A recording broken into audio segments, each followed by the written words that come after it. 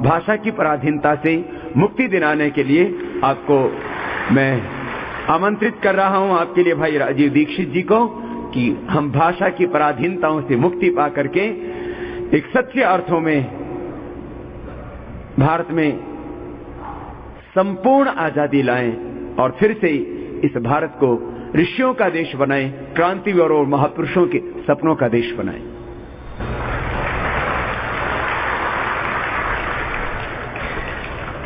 आपके सामने मुझे भाषा की पराधीनता के विषय पर बात करनी है। अपने भारत देश का आजादी के 63 साल के बाद ये सबसे बड़ा दुर्भाग्य है कि भाषा के स्तर पर अभी तक हम स्वतंत्र नहीं हो पाए, स्वाधीन नहीं हो पाए। भाषा के स्तर पर अभी भी हमारे देश में बहुत गहरी गुलामी है और दुर्भाग्य हमारे देश का ये है कि आजादी के पहले ये भाषा की गुलामी जितनी थी, आजादी के 63 साल के बाद ये भाषा की गुलामी और अधिक बढ़ गई है और अधिक गहरी हो गई है। भारत देश अंग्रेजों की गुलामी से तो आजाद हो गया है, लेकिन अंग्रेजियत की गुलामी, भाषा की गुलामी अभी भी इस देश में बरकरार है। मुझे ये कहते हुए बहुत दुख होता है, अफसोस होता है कि दुनिया में बहुत सारे देश अलग अलग समय पर गुलाम हुए हैं। दुनिया में कुल 200 देश हैं, इनमें से 71 देशों का इतिहास ऐसा है जो अलग अलग समय पर गुलाम हुए हैं और गुलामी के लंबे दौर को उन्होंने झेला है, भोगा है। हमारे बहुत सारे पड़ोसी देश हैं। अफ्रीका काफी लंबे समय तक गुलाम रहा है, मलेशिया गुलाम रहा है, मिस्र गुलाम रहा है, इंडोनेशिया गुलाम रहा है, वर्मा गुलाम रहा है, श्रीलंका गुलाम रहा है। और अगर थोड़ा दूर में चलें तो Brazil, Mexico, Chile, Costa Rica, Colombia, Cuba जैसे देश अलग अलग समय पर गुलाम हुए हैं। जापान गुलाम हुआ है, चीन गुलाम हुआ है। दुनिया में ऐसे कुल मिलाकर 71 देश हैं जो अलग अलग समय पर किसी न किसी के गुलाम हुए हैं। कोई अंग्रेजों का गुलाम हुआ, कोई फ्रांसीसियों का गुलाम हुआ, कोई डच लोगों का गुलाम हुआ जिनको हॉलैंड निवासी कहा जाता है, कोई स्पेनिश लोगों का गुलाम हुआ, कोई पुर्तगालियों का गुलाम हुआ। अलग अलग समय पर बहुत सारे देश गुलाम हुए हैं, लेकिन गुलामी के बाद उन सभी देशों ने सबसे पहले अपनी मातृभाषा को स्थापित कराया है और सबसे पहले अपनी मातृभाषा को अपनाया है। और उसके बाद वो देश आजादी की राह पर इतने आगे बढ़े और इतने तेजी से भारत से भी बहुत आगे निकल गए हैं। कई सारे देश जो आजादी में भारत से पीछे रहे, माने जिनकी आजादी भारत के बाद आई है, जैसे मैं आपको नाम लेके उदाहरण दूं, हमारा पड़ोसी देश है चीन, जिसकी आजादी हमसे 2 साल बाद आई है। हम तो 1947 में आजाद हो गए, लेकिन चीन तो 1949 में जाकर एक बड़ी क्रांति के बाद आजाद हुआ। लेकिन चीन हमसे कई गुना आगे निकल चुका है, आर्थिक रूप से, सामाजिक रूप से और वैश्विक ताकत के रूप में सारी दुनिया में चीन का डंका अभी बज रहा है। अमेरिका के राष्ट्रपति बराक ओबामा को चीन में जाकर चीन की सरकार को सलामी देनी पड़ रही है, चीन की सरकार को नमस्ते करनी पड़ रही है। कभी भी ऐसा दुनिया में नहीं हुआ कि अमेरिका का राष्ट्रपति चीन में जाकर चीन को सलामी दे, लेकिन अभी बराक ओबामा ये कहते हैं कि सारी दुनिया में अभी ताकत के रूप में जो सबसे महत्वपूर्ण देश उभर रहा है वो चीन। ये चीन 1949 तक भुखमरी का शिकार था, दुनिया में सबसे पीछे गिने जाने वाले देशों में गिना जाता था। आज उसकी अर्थव्यवस्था बहुत तेज है, समाज व्यवस्था बहुत बेहतर है, राज्य प्रशासन उनके यहाँ काफी कुछ भ्रष्टाचार से मुक्त है। थोड़ा बहुत भ्रष्टाचार वहाँ होता है, लेकिन ऐसा नहीं जैसे भारत में होता है। सारी दुनिया के लोग चीन का लोहा मान रहे हैं, चीन को नेता मान रहे हैं, चीन को विश्व गुरु की पदवी दी जा रही है। ये सब चीन का हो रहा है। आखिर इसके पीछे कारण क्या है? तो चीन के विद्वानों से अगर आप ये पूछेंगे कि भाई आपने मुश्किल से पिछले 60-62 साल में इतनी तरक्की कैसे कर ली है, तो वो सब के सब एक ही बात कहते हैं, एक ही जवाब देते हैं कि हमने हमारी मातृभाषा को राष्ट्रभाषा बनाया है, हमने हमारी मातृभाषा को अपने जीवन में लाया है, हमने हमारी मातृभाषा को विज्ञान और तकनीकी की भाषा बनाया है, हमने हमारी मातृभाषा को पाठशाला और विश्वविद्यालय की भाषा बनाया है, हमने हमारी मातृभाषा को शोध और प्रक्रिया की भाषा बनाया है। इसलिए हम दुनिया में इतनी तेजी से आगे बढ़ पाए हैं। चीन के विद्वानों का यह कहना है कि अगर चीन आज भी अंग्रेजी भाषा में डूबा रहता, क्योंकि आप जानते हैं चीन लंबे समय तक अंग्रेजों का गुलाम रहा और अंग्रेजी भाषा में डूब गया। चीन के विद्वान कहते हैं कि अगर चीन अभी भी अंग्रेजियत में डूबा रहता, अंग्रेजी भाषा में डूबा रहता, तो चीन कभी भी 1947 और 1949 की स्थिति से आगे नहीं बढ़ पाता और इतना शक्तिशाली और ताकतवर देश नहीं हो पाता। हमारा पड़ोसी दूसरा देश जापान है। लंबे समय तक जापान गुलाम रहा अमेरिका का, लंबे समय तक जापान गुलाम रहा है डच लोगों का, हॉलैंड वासियों का, लंबे समय तक जापान पर पुर्तगालियों ने भी राज किया है। लेकिन जापान जब आजाद हुआ इस विदेशी गुलामी से, तो जापान में भी सबसे पहला काम जो हुआ, उन्होंने अपनी मातृभाषा को राष्ट्रभाषा बनाया और अपने जीवन के हर क्षेत्र में मातृभाषा को सम्मान दिया, मातृभाषा को प्रश्रय दिया, मातृभाषा का उपयोग किया। उसमें से जापान आज दुनिया के सबसे ताकतवर आर्थिक देशों में गिना जाने लगा है। आर्थिक ताकत जापान की इतनी बड़ी है कि अमेरिका की जो वित्तीय संस्थाएं हैं, अमेरिका के जो फाइनेंशियल इंस्टीट्यूशंस हैं, वो ज्यादातर इस समय जापान के कब्जे में हैं। और अमेरिका की एक बड़ी संस्था मानी जाती है जो फिल्म बनाने वाली है, जिसको हॉलीवुड के नाम से सारी दुनिया जानती है। हॉलीवुड में फिल्में बनाने के लिए सबसे ज्यादा पैसा अगर लग रहा है तो वो जापान का पैसा लग रहा है। पूरा जापान का नियंत्रण वहां पर है।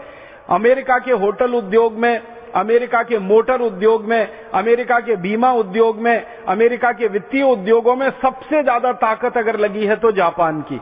अमेरिका के बाजार में सबसे ज्यादा चीजें हैं तो वो चीन की। अमेरिका के वित्तीय ताकत में सबसे बड़ी ताकत है तो जापान की। ये दोनों देश लगभग अमेरिका के बराबर खड़े हो गए हैं।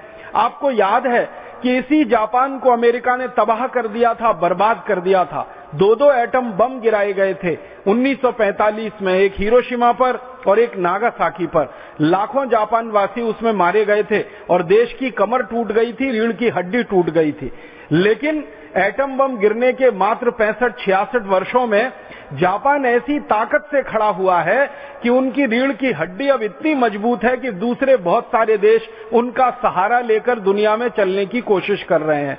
जापान के विद्वानों से जब ये पूछा जाता है कि आपने इतनी जल्दी इतनी तेज तरक्की की है, इसका कारण क्या है, वो भी वही उत्तर देते हैं कि हमने जापान की भाषा को अपनी राष्ट्रभाषा बनाया, मातृभाषा को राष्ट्रभाषा का सम्मान दिया, जीवन के हर क्षेत्र में जापानी को अपनाया।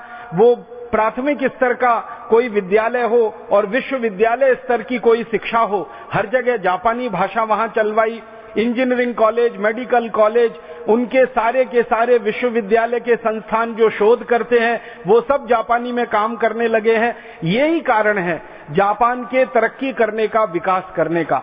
जापान के जो बड़े अर्थशास्त्री हैं वो ये कहा करते हैं कि किसी भी देश की तरक्की और विकास में सबसे बड़ा जो अनुदान होता है, सबसे बड़ा जो हिस्सा होता है, वो उस देश की संकल्प शक्ति का होता है। हम लोग कई बार इस गलतफहमी के शिकार हो जाते हैं कि किसी देश की तरक्की में, किसी देश के विकास में पूंजी का बहुत योगदान है, पैसे का। फिर हम यहां फंस जाते हैं आकर कि किसी देश की तरक्की में तकनीकी का बहुत बड़ा योगदान है। फिर हम सोचने लगते हैं कि किसी देश की विकास का और उसकी तरक्की का विदेशी कंपनियों के द्वारा मदद करना बहुत बड़ा योगदान है। लेकिन जापान के अर्थशास्त्री, समाजशास्त्री सब इस तर्क को नकारते हैं। वो ये कहते हैं कि किसी भी देश की तरक्की और उसके विकास में सबसे बड़ा योगदान होता है संकल्प शक्ति का, और वो मानते हैं कि संकल्प शक्ति मातृभाषा से ही आ सकती है। विदेशी भाषाओं में संकल्प नहीं लिए जाते और विदेशी भाषाओं के संकल्प कभी पूरे नहीं हो पाते। ये जापान की कहानी है। हम थोड़ा दूर चलें, कोई और देश की कहानी देखें, क्यूबा की कहानी देखें, ब्राजील की देखें। ब्राजील एक बहुत बड़ा देश है लैटिन अमेरिका में, दक्षिणी अमेरिका में, जो बहुत तेजी से विकसित हो रहा है। हालांकि अमेरिका के नजदीक है, लेकिन आपको सुनकर हैरानी होगी, ब्राजील अमेरिका के बिल्कुल नजदीक है। अमेरिका की सीमा से ब्राजील की सीमा लगती है, लेकिन ब्राजील देश में अमेरिका की भाषा अंग्रेजी नहीं चलती है, उनकी अपनी भाषा चलती है। लंबे समय तक ब्राजील भी गुलाम रहा है विदेशियों का, लेकिन आजादी के बाद उन्होंने भी अपनी मातृभाषा को राष्ट्रभाषा बनाया, उसका सम्मान बढ़ाया, जीवन में मातृभाषा का हर कदम पर उपयोग बढ़ाया। उसमें से ब्राजील बहुत ताकतवर होकर निकला। दुनिया के 71 देशों की कहानी अगर आप देखेंगे तो ऐसी ही कहानी दिखाई देती है।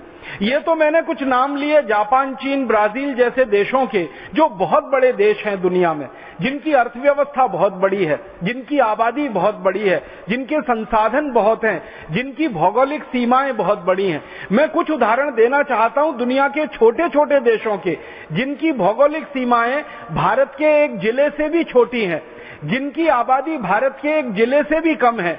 भारत के सबसे छोटे जिले से भी छोटे देश दुनिया में बहुत हैं, और एक दो नहीं है, 24 हैं।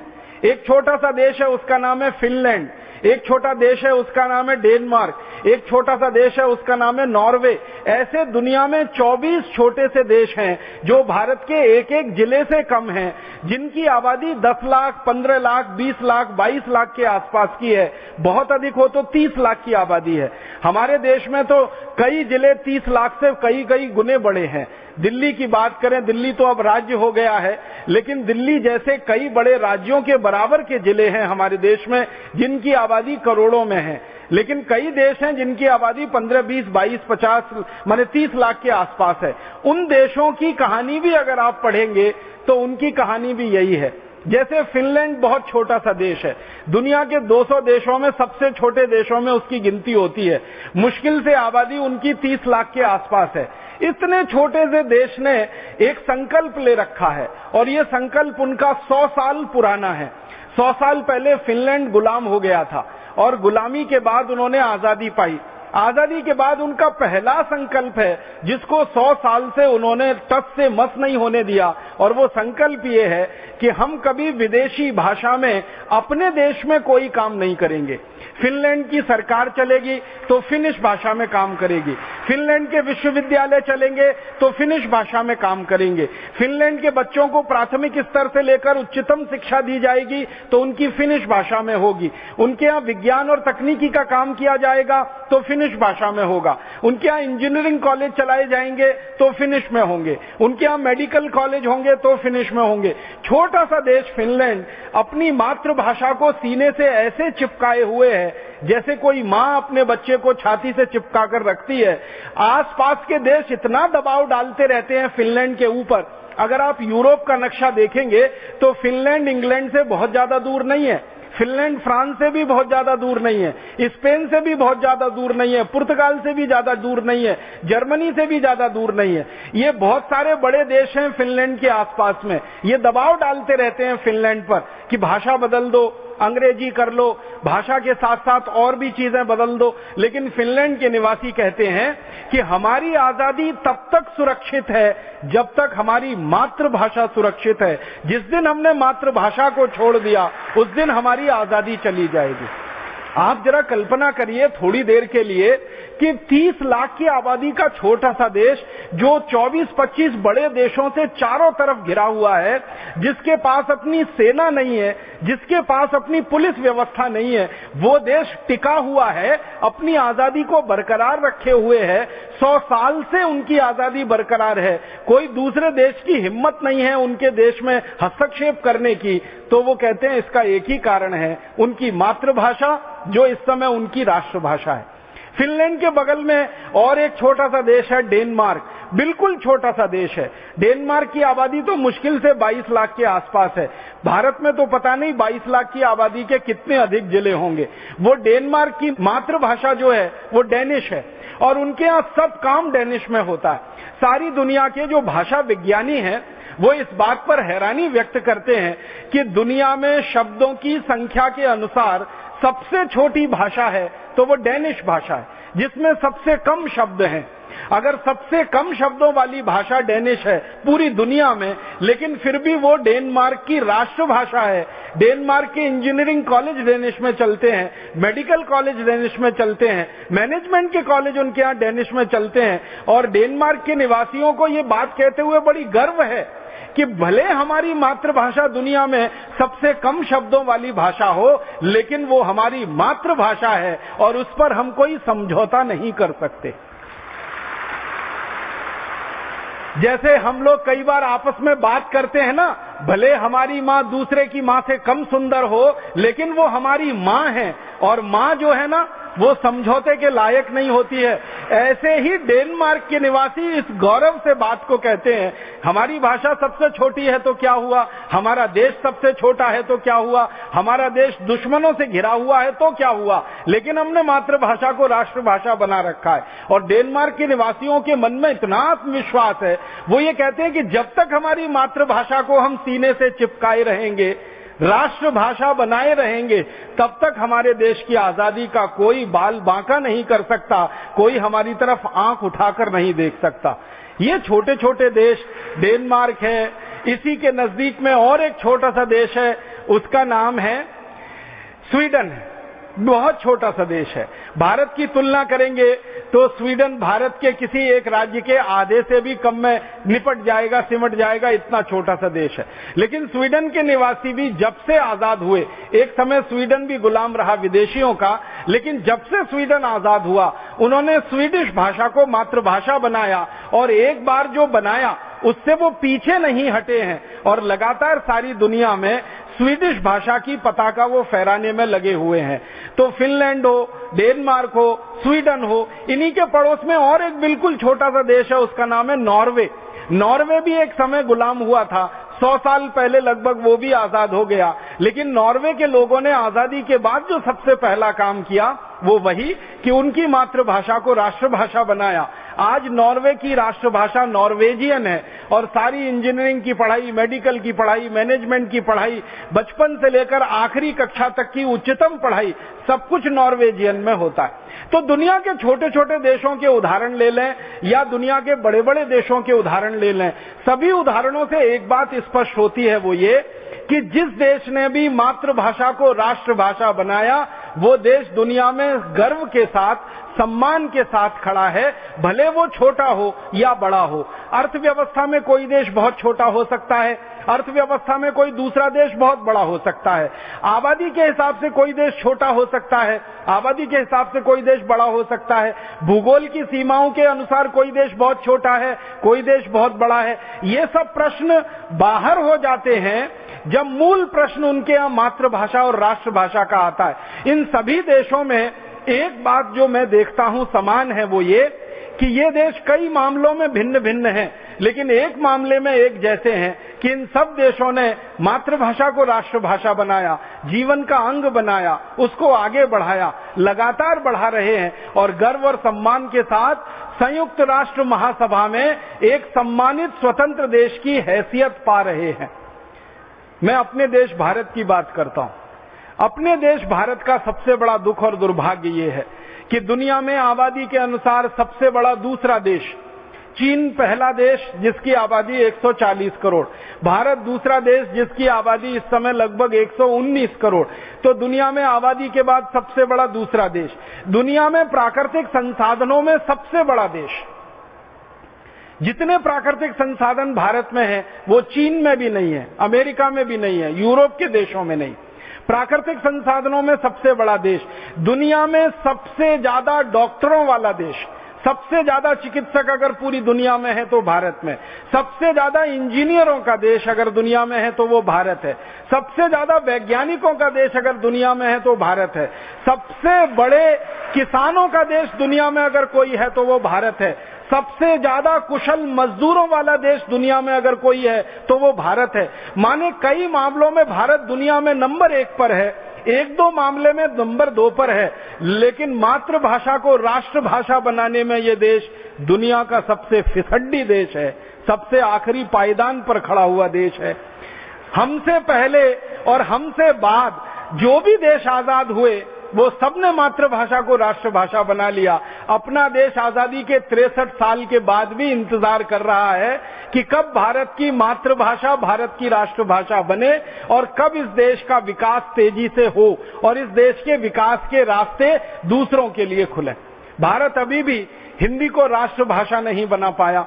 जो भारत की 22 भाषाएं संविधान ने स्वीकृत की हैं, इनमें से किसी को भी राष्ट्रभाषा नहीं बना पाया। मैं तो कई बार यहां तक कहता हूं कि अंग्रेजी को हटाओ, हिंदी को ला सकते हो तो लाओ, नहीं ला सकते हो तो संस्कृत को राष्ट्रभाषा बना लो, सारे झगड़े भारत के खत्म हो जाएं।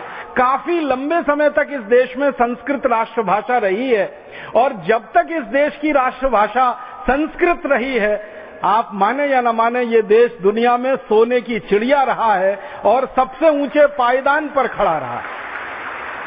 हमारे देश में सुवर्ण युग माना जाता है, सोने का युग माना जाता है। भारत का सबसे अच्छा समय, किसी भी इतिहासकार को पूछो, भारत का अध्ययन करने वाले भारतीय इतिहासकार से पूछो या भारत का अध्ययन करने वाले विदेशी इतिहासकारों से पूछो कि भारत का सोने का युग कब था, भारत सबसे अच्छा कब था, तो वो कहते हैं महर्षि चाणक्य के समय से लेकर 7वीं 8वीं शताब्दी तक का भारत दुनिया में सबसे ऊंचे पायदान पर खड़ा हुआ भारत था।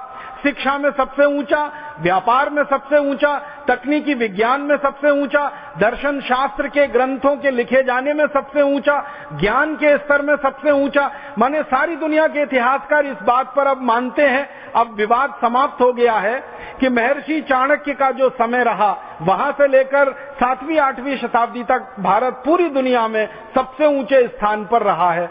कैसे रहा है?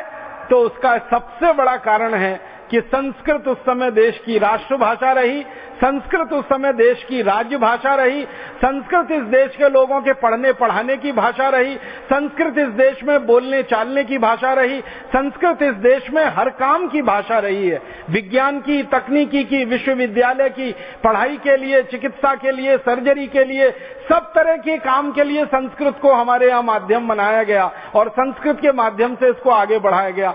तो जब तक संस्कृत इस देश की राष्ट्रभाषा, राज्य भाषा रही, तब तक भारत दुनिया में सिरमौर रहा, सबसे ऊंचा रहा। लेकिन जैसे जैसे भारत में संस्कृत का पराभव हुआ, जैसे जैसे संस्कृत की ऊंचाई कम होना शुरू हुई, संस्कृत का पतन शुरू हुआ, भारत का भी पराभव शुरू हुआ और भारत का भी पतन शुरू हुआ। ये कुछ संयोग नहीं है, इस पर गंभीर शोध करने की जरूरत है कि संस्कृत का पतन जैसे ही इस देश में शुरू हुआ, वैसे ही विदेशियों के आक्रमण भी शुरू हो गए इस देश में।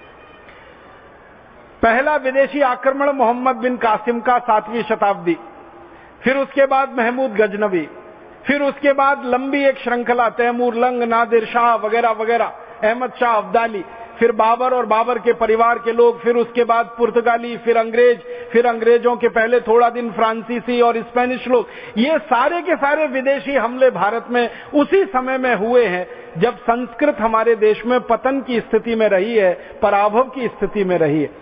संस्कृत की ऊंचाई जब तक बनी रही, राष्ट्र की ऊंचाई बनी रही। संस्कृत इस देश में जब तक ऊंचाई पर रही, राष्ट्र की स्वाधीनता इस देश की बची रही, स्वतंत्रता इस देश की बची रही। जैसे जैसे संस्कृत का पराभव हुआ, माने ज्ञान का पराभव हुआ, संस्कृत माने ज्ञान की भाषा, तो ज्ञान के स्तर पर जब हम नीचे गिरने लगे और ज्ञान के स्तर पर नीचे उतरने लगे, हमारे ऊपर विदेशी हमले शुरू हुए और फिर परोक्ष रूप से, बाद में प्रत्यक्ष रूप से हम विदेशी हमलों के शिकार हो गए और फिर गुलाम हो गए। गुलामी का एक लंबा दौर हमने देखा। अंग्रेजों की पूरी 250 साल की गुलामी देखी, फ्रांसीसियों की देखी, पुर्तगालियों की देखी, उसके पहले इस्लाम को मानने वाले शासकों की गुलामी भारत के कमोवेश 1/3 से आधे इलाके में हमने देखी। इस पूरे के पूरे गुलामी के दौर को अगर ध्यान से देखेंगे तो इस दौर का सबसे बड़ा कारण है ज्ञान का गिरना, ज्ञान का पराभव और परोक्ष रूप से भाषा का पराभव, हमारी राष्ट्रभाषा, हमारी राज्य भाषा का गिरते चले जाना, उसका समाप्त होते चले जाना और एक स्तर पर उसका बिल्कुल निष्प्राण हो जाना। और अंग्रेजों ने तो साजिश करके, षड्यंत्र करके भारत में चलने वाले 7,32,000 गुरुकुलों को, जो मूल रूप से संस्कृत में पढ़ाया करते थे और पढ़ा करते थे, जड़ से खत्म कर दिया था, बंद कर दिया था, समाप्त कर दिया था। और उसी के कारण ये देश में बहुत गहरी गुलामी आ गई और उस गुलामी से आजाद होने के लिए हमने लंबा संघर्ष किया। इस देश की गुलामी के समय में आजादी का संघर्ष करने वाले जितने भी क्रांतिकारी थे, वो चाहे किसी भी नाम से इस देश में काम कर रहे हों। अगर हम नाना साहब पेशवा की बात करें तो तात्या टोपे की बात करें तो, झांसी रानी लक्ष्मीबाई की बात करें तो, रानी कित्तूर चेन्नम्मा की बात करें तो, राव कुंवर बहादुर सिंह की बात करें तो, भारत के किसी भी क्रांतिकारी की बात करें, वो उत्तर भारत के हों, दक्षिण भारत के हों, पूर्व के हों, पश्चिम के हों, सभी क्रांतिकारियों का ये मानना था कि भारत की आजादी मातृभाषा से जुड़ी हुई है। जब तक हमारी मातृभाषा को सम्मान नहीं दिला पाएंगे, हम इस देश में आजादी नहीं ला पाएंगे। ये हमारे 1857 के दौर के क्रांतिकारियों का कहना था। नाना साहब पेशवा ने भारत की आजादी का एक घोषणा पत्र बनाया था। उस घोषणा पत्र का प्रथम वाक्य आप पढ़ेंगे तो आप में रोमांच पैदा हो जाएगा। नाना साहब पेशवा अपने घोषणा पत्र में लिखते हैं कि वह दिन दूर नहीं जब भारत में आजादी का सूर्य उगेगा, और वो दिन वो होगा जब हम हमारी मातृभाषा में देश के सारे काम कर पाएंगे, लोगों को न्याय मातृभाषा में मिले, लोगों को शिक्षा मातृभाषा में मिले, लोगों की आम बोलचाल मातृभाषा में हो, लोगों के जीवन का हर काम मातृभाषा में हो। हाँ, ऐसा दिन दूर नहीं है, हम बहुत जल्दी देख पाएंगे। ये नाना साहब पेशवा के घोषणा पत्र का प्रथम वाक्य है। माने वो मानते हैं कि आजादी की लड़ाई जो है और लड़ी जा रही है वो मातृभाषा की नींव पर ही खड़ी होगी।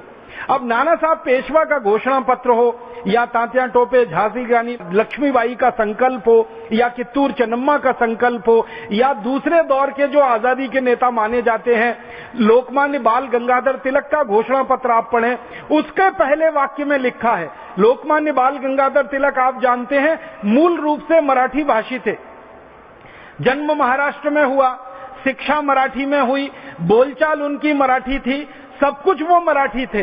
लेकिन जब राष्ट्रभाषा का सवाल आता था तो बेहिचक वो कहा करते थे, बहुत साहस से कहा करते थे कि राष्ट्रभाषा का स्थान तो सिर्फ हिंदी और हिंदी को ही मिल सकता है। भले मैं मराठी मातृभाषी हूं, लेकिन हिंदी ही देश की राष्ट्रभाषा हो सकती है। महात्मा गांधी भी इसी तरह के वाक्य कहा करते थे।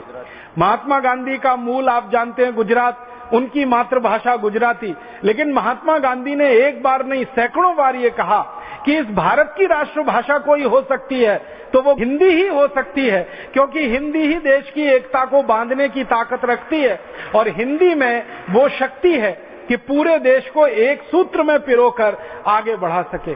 ऐसे ही हमारे देश के एक महान महापुरुष महर्षि दयानंद जी की भी बात अगर आप सुनेंगे तो वो भी यही मानते थे। मूलतः महर्षि दयानंद भी गुजराती भाषी थे। गुजरात में उनका जन्म हुआ, राजकोट जिले में, पढ़ाई संस्कृत में हुई, लेकिन वो बार बार ये कहा करते थे कि पूरे देश को एकता के सूत्र में पिरो सकती है तो हिंदी है, पूरे देश को एक साथ बांध सकती है तो वो हिंदी है, और भारत की राष्ट्रभाषा होने का गौरव अगर मिल सकता है तो वो हिंदी को मिल सकता है। बस उनके कहने में और दूसरों के कहने में एक ही छोटा सा अंतर था कि महर्षि दयानंद जी का आग्रह इस बात पर था कि हिंदी होनी चाहिए, वो संस्कृत निष्ठ हिंदी होनी चाहिए, शुद्ध हिंदी होनी चाहिए, जो संस्कृत के ज्यादा शब्दों का उपयोग कर सके। बाकी सभी मामलों में दूसरे क्रांतिकारियों से उनके विचार मिलते जुलते थे।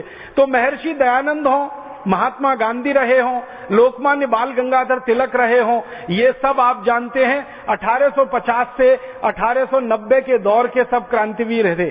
इसके बाद के जो क्रांतिवीर रहे, जैसे महर्षि अरविंद रहे, सुभाष चंद्र बोस रहे, चंद्रशेखर आजाद रहे, अशफाक उल्लाह रहे, और हमारे देश के विनायक दामोदर सावरकर रहे, ऐसे जो तीसरे दौर के आजादी के नायक इस देश में थे, उनके लिखे हुए शब्दों को, उनके लिखे हुए लेखों को, उनके दिए गए भाषणों को आप सुनेंगे तो वो सब भी एक बात पर सहमत हैं, वो ये कि अंग्रेजी भाषा का स्थान भारत में अगर कोई ले सकता है तो वो भारत की मातृभाषा, राष्ट्रभाषा हिंदी ही है, और जल्दी से जल्दी अंग्रेजी को भारत से विदा होना चाहिए और उसके स्थान पर हिंदी को राष्ट्रभाषा स्थापित किया जाना चाहिए।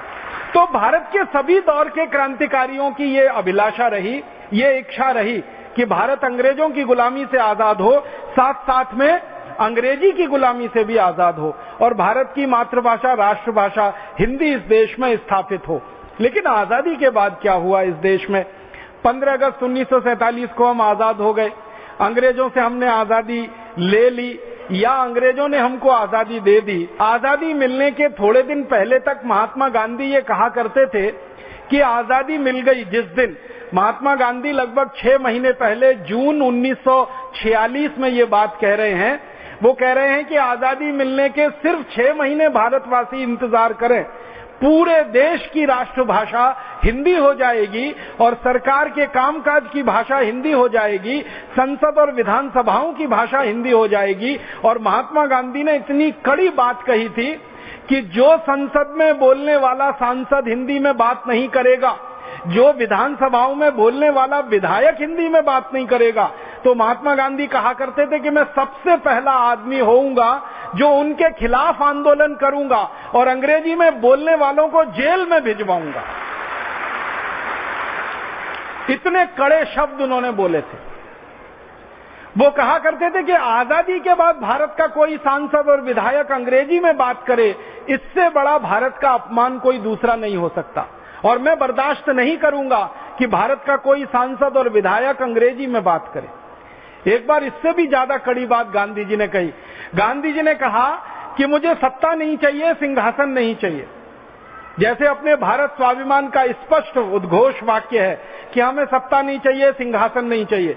परम पूजनीय स्वामी जी ने जैसे घोषणा कर रखी है कि सत्ता और सिंहासन और प्रतिष्ठा से उनका कोई मोह नहीं है, उसकी प्राप्ति के लिए ये भारत स्वाभिमान नहीं है, ऐसे ही महात्मा गांधी कहा करते थे कि उन्हें सत्ता नहीं चाहिए, सिंहासन नहीं चाहिए, प्रतिष्ठा नहीं चाहिए। लेकिन गांधी जी कहा करते थे कि एक चीज तो मुझे चाहिए और उसके लिए मैं मर जाऊंगा, अपनी जान दे दूंगा। वो अपनी राष्ट्रभाषा का सम्मान चाहिए, राष्ट्रभाषा की प्रतिष्ठा चाहिए। इसके लिए तो मैं अपना बलिदान करने को तैयार। एक दिन गांधी जी ने इससे भी ज्यादा आगे बोल दिया। उन्होंने कहा कि भारत की आजादी के बाद अगर सरकार ने अंग्रेजी को नहीं हटाया तो मेरी जगह भारत सरकार की जेल में होगी और मैं भारत सरकार के खिलाफ सत्याग्रह करूंगा। इतने ज्यादा आग्रही थे वो मातृभाषा के। और एक दिन गांधी जी ने यहां तक कहा कि भारत में आजादी मिलने के बाद अगर भारत का साधारण आदमी, साधारण नागरिक कोई भी बात को अपनी मातृभाषा में कहे और सरकार उसकी व्यवस्था ना कर पाए तो वो सरकार को चुल्लू भर पानी में डूब मरना चाहिए कि आम आदमी, साधारण आदमी की भाषा को समझने की हमारी सरकार की तैयारी और हैसियत नहीं। इतने कड़े वाक्य। एक दिन गांधी जी ने कहा कि मुझे सत्ता नहीं चाहिए, सिंहासन नहीं चाहिए, लेकिन मेरे दिल में एक बात आती है बार बार कि मैं एक दिन के लिए भारत का शासक बन जाऊं, एक दिन के लिए। वो कहते थे 24 घंटे के लिए मेरे हाथ में भारत की सत्ता सौंप दो, मैं भारत का शासक बन जाऊं और ऐसा शासक बनूं जो 25वें घंटे इस्तीफा दे दूं। तो 24 घंटे में मैं सबसे पहला काम क्या करूंगा? तो गांधी जी ने कहा सबसे पहला काम हिंदी को भारत की राष्ट्रभाषा बनाऊंगा। फिर किसी ने कहा दूसरा काम क्या करेंगे? तो कहने लगे पूरे देश से शराब की दुकानें बंद कराऊंगा, शराब का उत्पादन बंद कराऊंगा। फिर किसी ने पूछा बापूजी तीसरा काम आप क्या करेंगे? तो उन्होंने कहा कि पूरे देश से जो गो हत्या का कलंक लगा है देश के माथे पर, इस गो हत्या को बंद कराने का कानून संसद में पारित कराऊंगा। तो गांधी जी वैसे कहते थे कि सत्ता नहीं चाहिए, सिंहासन नहीं चाहिए, लेकिन एक दिन की सत्ता वो मांगते थे कि मुझे एक दिन का राजा बना दो। तो हिंदी को राष्ट्रभाषा तो बनाकर, शराबबंदी का कानून बनाकर, गोहत्या का कानून बनाकर पूरे देश की सत्ता व्यवस्था से इस्तीफा देकर मैं चुपचाप निकल जाऊंगा। एक ही दिन के लिए वो चाहते थे देश का शासक होना। अब आप सोचिए कि महात्मा गांधी, जिनके मन में इतनी तीव्रता थी राष्ट्रभाषा को लेकर, उनके परम शिष्यों के हाथ में जब इस देश की सत्ता आई तो उन्होंने महात्मा गांधी से बिल्कुल उल्टे स्वर में बोलना शुरू किया। जब उनके परम शिष्यों के हाथ में सत्ता आई तो उन्होंने कहना शुरू किया कि भारत में अंग्रेजी के बिना कोई काम नहीं चल सकता। भारत में विज्ञान और तकनीकी को आगे बढ़ाना हो तो अंग्रेजी के बिना यह संभव नहीं हो सकता। भारत का विकास करना है तो अंग्रेजी के बिना यह संभव नहीं हो सकता। भारत को विश्व के मानचित्र पर स्थापित कराना है तो अंग्रेजी के बिना यह नहीं हो सकता। यूरोप और अमेरिका जैसा भारत को बनाना है तो यह अंग्रेजी के बिना नहीं हो सकता। अंग्रेजी विश्व की भाषा है, अंग्रेजी वैज्ञानिक भाषा है, अंग्रेजी समृद्धशाली भाषा है, अंग्रेजी सारी दुनिया के लिए सबसे ज्यादा प्रतिष्ठित भाषा है। इस तरह के तर्क संसद में देना शुरू किया गया। संसद के बाहर इस तरह के तर्क दिए जाने लगे और अंत में हुआ ये कि महात्मा गांधी का सपना महात्मा गांधी के जाने के बाद इस देश में अभी तक अधूरा है। हिंदी राष्ट्रभाषा बन नहीं पाई है। अंग्रेजी इस देश की राष्ट्रभाषा की तरह से स्थापित है और सारे देश में अंग्रेजियत का बोलबाला है। भारत शासन की व्यवस्था अंग्रेजी में चलती है। भारत के न्यायालयों में झगड़े और फैसले सुलटाने के लिए अंग्रेजी में काम होता है। पक्ष और विपक्ष में बहस की जाती है, दलील की जाती है, वो अंग्रेजी में है। भारत के चिकित्सक मरीजों को जो अंग्रेजी नहीं जानते हैं उनको लिख कर देते हैं कागज की पुर्जी, वो अंग्रेजी में होती है। मरीज जो दवाएं खरीदते हैं बाजार से वो अंग्रेजी में होती हैं।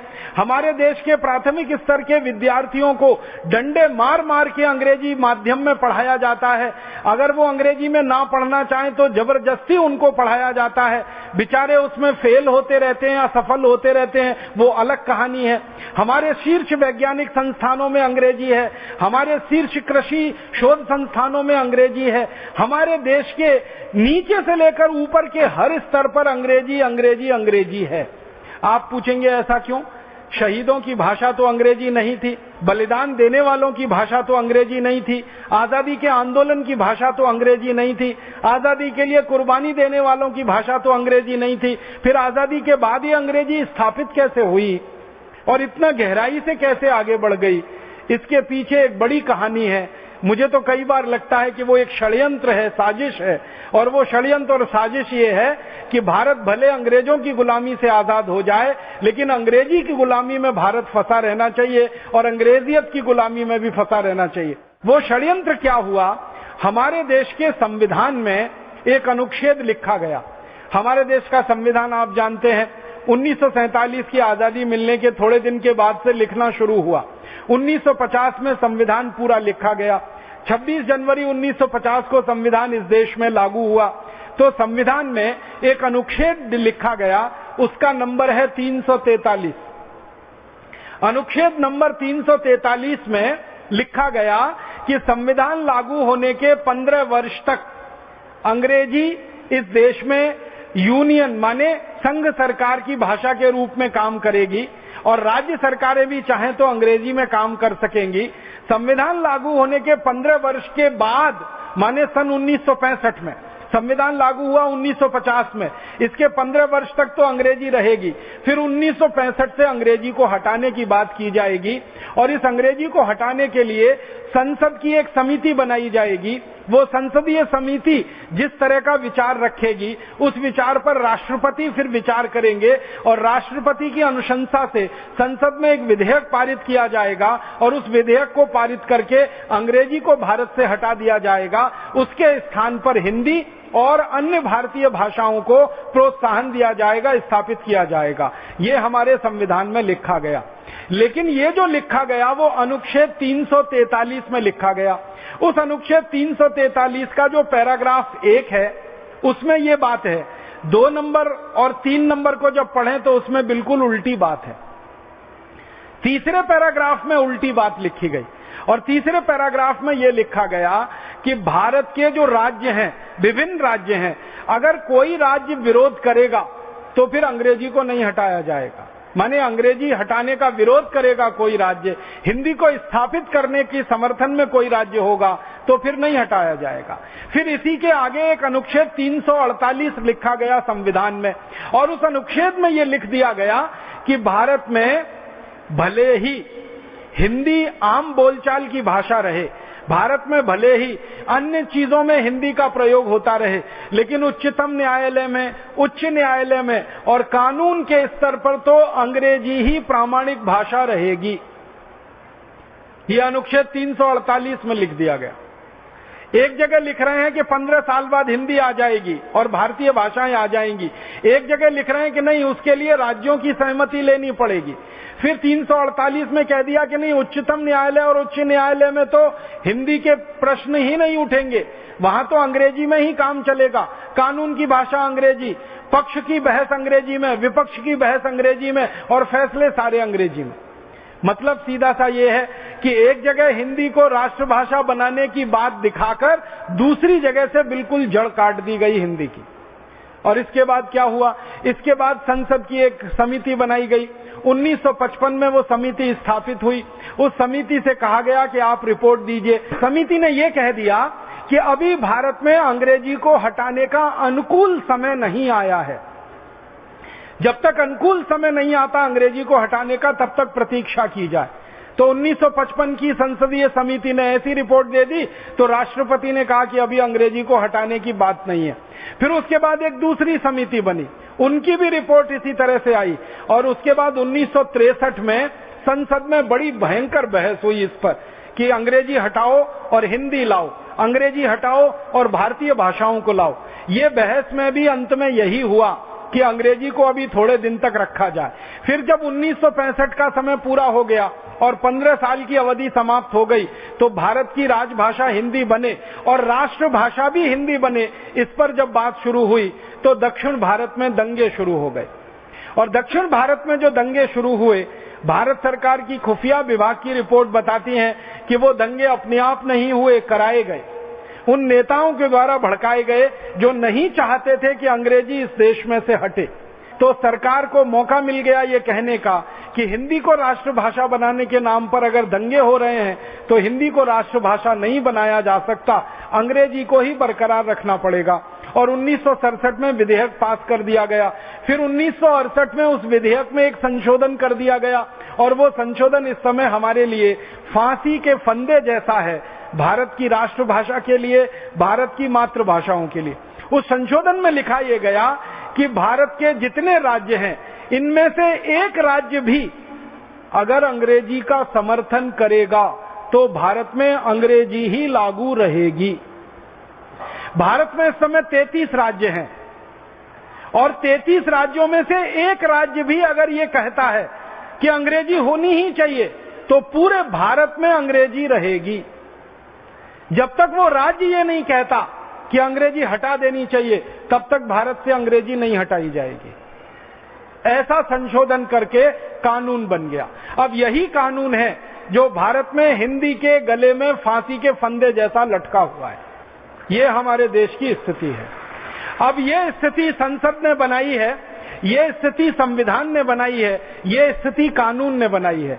आप जानते हैं संसद को चलाने वाले नेता होते हैं। आपको मालूम है संविधान बनाने वाले भी नेता ही थे और आपको मालूम है विधायिकाओं को चलाने वाले भी नेता ही हैं। तो भारत में कुछ नेता जो आजादी के बाद से लगातार इस षड्यंत्र में लगे रहे हैं कि अंग्रेजी हटनी नहीं चाहिए भारत से, क्योंकि उनकी सत्ता वहां से हट जाएगी। दुर्भाग्य हमारे देश का ये है कि अंग्रेजी जानने वाले 1 करोड़ से भी कम हैं इस देश में, लेकिन उनकी सत्ता इस देश पर काबिज है और व्यवस्था में वो पूरी तरह से हावी है, इसलिए अंग्रेजी हटने नहीं पा रही है।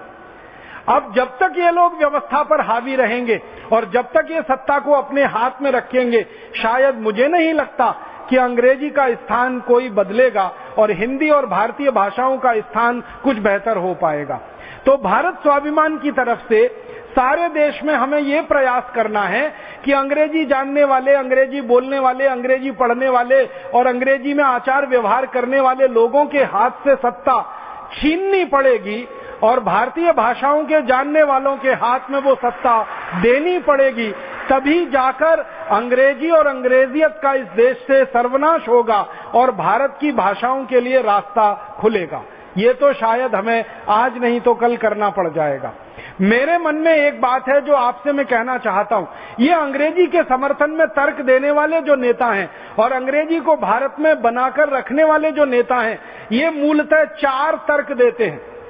पहला तर्क देते हैं कि अंग्रेजी सबसे अच्छी भाषा है पूरी दुनिया में।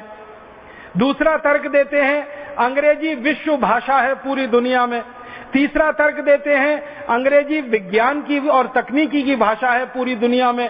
और चौथा और आखिरी तर्क उनका होता है कि अंग्रेजी सबसे ज्यादा समृद्धशाली भाषा है पूरी दुनिया में। तो अंग्रेजी भारत में रहनी चाहिए क्योंकि अंग्रेजी विश्व भाषा है। सारी दुनिया से हमें व्यवहार करना है तो अंग्रेजी के माध्यम से संभव है। अंग्रेजी भारत में रहनी चाहिए क्योंकि अंग्रेजी समृद्धशाली भाषा है। अंग्रेजी भारत में रहनी चाहिए क्योंकि विज्ञान और तकनीकी की भाषा है। और अंग्रेजी भारत में रहनी चाहिए क्योंकि सभ्य लोगों की, उच्च शिक्षित लोगों की भाषा अंग्रेजी है। इन तर्कों के आधार पर अंग्रेजी का बचाव किया जाता है और हिंदी और भारतीय भाषाओं को गाली दी जाती है। इन चारों तर्कों को मैं आपके दिल दिमाग में बिठाना चाहता हूं। अंग्रेजी की वास्तव में पूरी दुनिया में क्या हैसियत है वो मैं आपके सामने रखना चाहता हूं। सारी दुनिया के बारे में जो अंग्रेजी का भ्रम है ना विश्व भाषा होने का, इसी तर्क से मैं मेरी बात शुरू करता हूं कि क्या अंग्रेजी विश्व भाषा है। ये एक प्रश्नवाचक चिन्ह की तरह से है। इसका उत्तर ढूंढने की कोशिश करें, इसको सरल तरीके से समझने की कोशिश करें। 200 देश हैं पूरी दुनिया में और लगभग 650 करोड़ की आबादी है पूरी दुनिया में। अब 650 करोड़ की आबादी है, 200 पूरी दुनिया में देश हैं, तो अंग्रेजी की स्थिति क्या है उसमें? 200 देशों में से मात्र 11 देश हैं जहां अंग्रेजी बोली जाती है, अंग्रेजी पढ़ी जाती है, अंग्रेजी समझी जाती है और अंग्रेजी में काम होता है। इसका मतलब दुनिया के सिर्फ 5% देशों में ही अंग्रेजी है। 95% देशों में अंग्रेजी का कोई नाम लेने वाला नहीं है। तो विश्व भाषा कैसे हो गई? आबादी के हिसाब से बात करें तो अंग्रेजी बोलने, पढ़ने, लिखने और समझने वालों की आबादी पूरी दुनिया में मात्र 30 करोड़ है और दुनिया की आबादी लगभग 650 करोड़ है। अब 650 करोड़ की आबादी में सिर्फ 30 करोड़ लोग अंग्रेजी जानते हैं, बोलते हैं, समझते हैं और अंग्रेजी में बात करते हैं, सीखते वगैरह वगैरह। तो अगर 30 करोड़ लोग ही अंग्रेजी बोलते हैं, जानते हैं, समझते हैं, तो अंग्रेजी विश्व भाषा कैसे हो गई? ये तो पूरी दुनिया के लगभग 4% लोगों की ही भाषा हुई। आबादी के हिसाब से दुनिया के 4% और देशों की संख्या के हिसाब से दुनिया के 5%।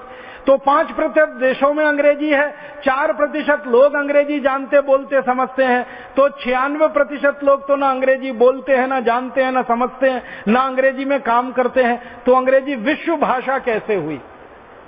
आप सोचिए। अगर विश्व भाषा का दर्जा किसी को मिल सकता है तो वो चाइनीज भाषा को मिल सकता है और दूसरे नंबर पर हिंदी को ही मिल सकता है। आप बोलेंगे क्यों? दुनिया में 650 करोड़ की आबादी है जो, उसमें से 140 करोड़ लोग चाइनीज बोलते हैं, चाइनीज लिखते हैं, चाइनीज में काम करते हैं। 140 करोड़ लोग दुनिया में। तो सबसे ज्यादा बोली जाने वाली भाषा अगर दुनिया में है तो चाइनीज है, तो वो विश्व भाषा हो सकती है। दूसरे नंबर पर अगर जो कोई भाषा है सबसे ज्यादा लोगों द्वारा बोली जाने वाली, समझी जाने वाली, पढ़ी और लिखी जाने वाली, वो हिंदी है, मात्र हिंदी है और हिंदी है। दुनिया में 100 करोड़ लोग हैं जो हिंदी जानते हैं, हिंदी समझते हैं, हिंदी बोल सकते हैं और 85 करोड़ लोगों की तो मातृभाषा हिंदी है। 15 करोड़ लोगों की मातृभाषा हिंदी नहीं है लेकिन वो हिंदी जानते हैं, बोलते हैं, समझते हैं। 85 करोड़ लोगों की तो मातृभाषा भी हिंदी है। इस तरह से 100 करोड़ लोग हैं भारत और भारत के बाहर जो हिंदी जानते, समझते, बोलते, पढ़ते हैं और 140 करोड़ चीनी जानते, समझते, बोलते, पढ़ते हैं। तो विश्व भाषा होने की हैसियत अगर किसी के पास है तो या तो चीनी भाषा के पास है या तो हिंदी के पास है। और तीसरे नंबर पर जो भाषा पूरी दुनिया में बोली जाती है सबसे ज्यादा, वो रूसी है। चौथे नंबर पर जो भाषा पूरी दुनिया में बोली जाती है वो स्पेनिश है। 5वें नंबर पर जो भाषा पूरी दुनिया में बोली जाती है वो पोर्चुगीज है। 6ठे नंबर पर जो भाषा पूरी दुनिया में बोली जाती है वो डच है। और इस तरह से जब आप गिनती करते करते करते करते चले जाते हैं तो 10वें 11वें नंबर के बाद नंबर आता है अंग्रेजी का, जिनको लोग जानते, समझते और बोलते हैं। इसलिए ये सबसे बड़ा झूठ है जो भारत में फैलाया गया पिछले 63 साल आजादी के बाद कि अंग्रेजी विश्व भाषा है। अंग्रेजी विश्व भाषा नहीं है। अंग्रेजी विश्व के एक छोटे से इलाके की भाषा है और उस इलाके की भाषा है जो कभी अंग्रेजों का गुलाम हुआ था। जैसे भारत अंग्रेजों का गुलाम हुआ तो भारत में अंग्रेजी है। पाकिस्तान भारत का अंग था, पाकिस्तान में अंग्रेजी है। बांग्लादेश कभी भारत का अंग था, बांग्लादेश में अंग्रेजी है। ऑस्ट्रेलिया अंग्रेजों का गुलाम रहा, वहां अंग्रेजी है। न्यूजीलैंड अंग्रेजों का गुलाम रहा, वहां अंग्रेजी है। इसी तरह से अमेरिका अंग्रेजों का गुलाम रहा, अमेरिका में अंग्रेजी है। कनाडा अंग्रेजों का गुलाम रहा, कनाडा में अंग्रेजी है। वेस्ट इंडीज अंग्रेजों का गुलाम रहा, वेस्ट इंडीज में अंग्रेजी है। ऐसे कुल मिलाकर दुनिया में 11 ही देश हैं जहां पर अंग्रेजी है, और वो भी चूंकि अंग्रेजों के गुलाम हुए इसलिए अंग्रेजी है। अर्थात अगर ये देश अंग्रेजों के गुलाम नहीं होते तो इन देशों में भी अंग्रेजी का नाम लेवा कोई नहीं होता। ये बिल्कुल पक्की बात है। अब इंग्लैंड की बात करें, ब्रिटेन की बात करें, तो इंग्लैंड के नीचे छोटे छोटे 2 देश हैं जिनको इन्होंने जबरदस्ती कब्जे में कर रखा है। एक आयरलैंड है और एक स्कॉटलैंड है। उनके लोगों की मातृभाषा आयरिश है और स्कॉटिश है, लेकिन जबरदस्ती उनके ऊपर अंग्रेजी थोप के रखी हुई है ताकि वो ब्रिटेन से अलग ना हो जाएं। तो इस तरह से देखने में 14 देश आ जाते हैं। एक न्यू साउथ वेल्स है, एक आयरलैंड है और एक स्कॉटलैंड है, और एक मूल देश तो इंग्लैंड है ही। तो कुल 14, नहीं तो इंग्लैंड को हटा के, ब्रिटेन को हटा के मात्र 11 देश ही हैं जहां पर अंग्रेजी है। तो ये अंग्रेजी विश्व भाषा तो बिल्कुल नहीं है। दूसरा तर्क जो उनका है, जो दूसरा झूठा अभियान चला रखा है उन्होंने, कि अंग्रेजी दुनिया की सबसे समृद्ध भाषा है, सबसे समृद्ध भाषा है। अब जरा देखें कि अंग्रेजी में समृद्धि कितनी है।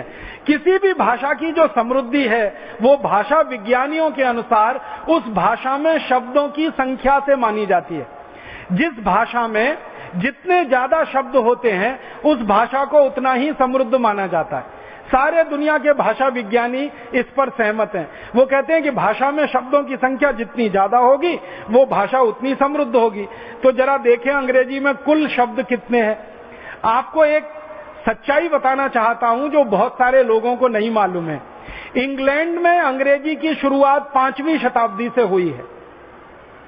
इंग्लैंड जो अंग्रेजी का मूल देश है, अंग्रेजी का उत्पादक देश है, जहां अंग्रेजी का जन्म हुआ, उस इंग्लैंड में अंग्रेजी की शुरुआत 5वीं शताब्दी से हुई है। माने आज से अगर गिनना शुरू करें तो लगभग 1500 साल पहले अंग्रेजी की शुरुआत हुई है पूरी दुनिया में। अगर मैं इसको दूसरे शब्दों में कहूं तो अंग्रेजी का जन्म 1500 साल पहले हुआ है पूरी दुनिया में। आपको हैरानी होगी जानकर, 5वीं शताब्दी के पहले पूरे इंग्लैंड में लैटिन भाषा चलती थी। लैटिन में लोग लिखते थे, लैटिन में बोलते थे, लैटिन में सब काम होता था। और जब अंग्रेजी का जन्म हुआ तो लैटिन बोलने वाले, लैटिन जानने वाले, लैटिन लिखने वाले लोग अंग्रेजी का मजाक उड़ाया करते थे और कहा करते थे कि जो गंवार लोग हैं, जो मूर्ख लोग हैं, वो अंग्रेजी में काम करते हैं, बोलते हैं, लिखते हैं। हम सभ्य लोग हैं, इसलिए हम लैटिन में काम करते हैं, बोलते हैं, लिखते हैं। तो अंग्रेजी को गाली दी जाती थी 5वीं शताब्दी में। थोड़ा थोड़ा अंग्रेजी आगे बढ़ी। इसका जन्म दुनिया में सबसे बाद में हुआ है। अगर दुनिया की सभी भाषाओं को आप एक तरफ रख लें तो दुनिया की भाषाएं अंग्रेजी से सबसे ज्यादा पुरानी हैं। अंग्रेजी सबसे नई भाषा है। अंग्रेजी सबसे ज्यादा नजदीक की भाषा है। अंग्रेजी का जन्म सबसे बाद हुआ है, तो सबसे नजदीक की भाषा है, सबसे बाद में जन्म हुआ है, तो शब्दों की संख्या भी सबसे कम इन्हीं के पास होगी। तो अंग्रेजी में शब्द बहुत कम है। अंग्रेज विद्वान जो अंग्रेजी के बारे में कहते हैं, मैं नहीं कहता, अंग्रेज विद्वानों की कही गई बात आपसे कह रहा हूं। अंग्रेज विद्वानों को कहना है कि अंग्रेजी के मूल शब्द अभी सन 2009 तक आते आते मात्र 65,000 हो पाए हैं। तो जब हम डिक्शनरी पढ़ते हैं अंग्रेजी की, आप अगर अंग्रेजी की डिक्शनरी पढ़ो और पुरानी डिक्शनरी पढ़ो, वेबस्टर की डिक्शनरी पढ़ो, ऑक्सफोर्ड की डिक्शनरी पढ़ो, तो उसमें कहा जाता है कि 2.5 लाख शब्द हैं, लेकिन मूल शब्द 65,000 ही हैं। तो बाकी 1,85,000 शब्द कहां से आए हैं?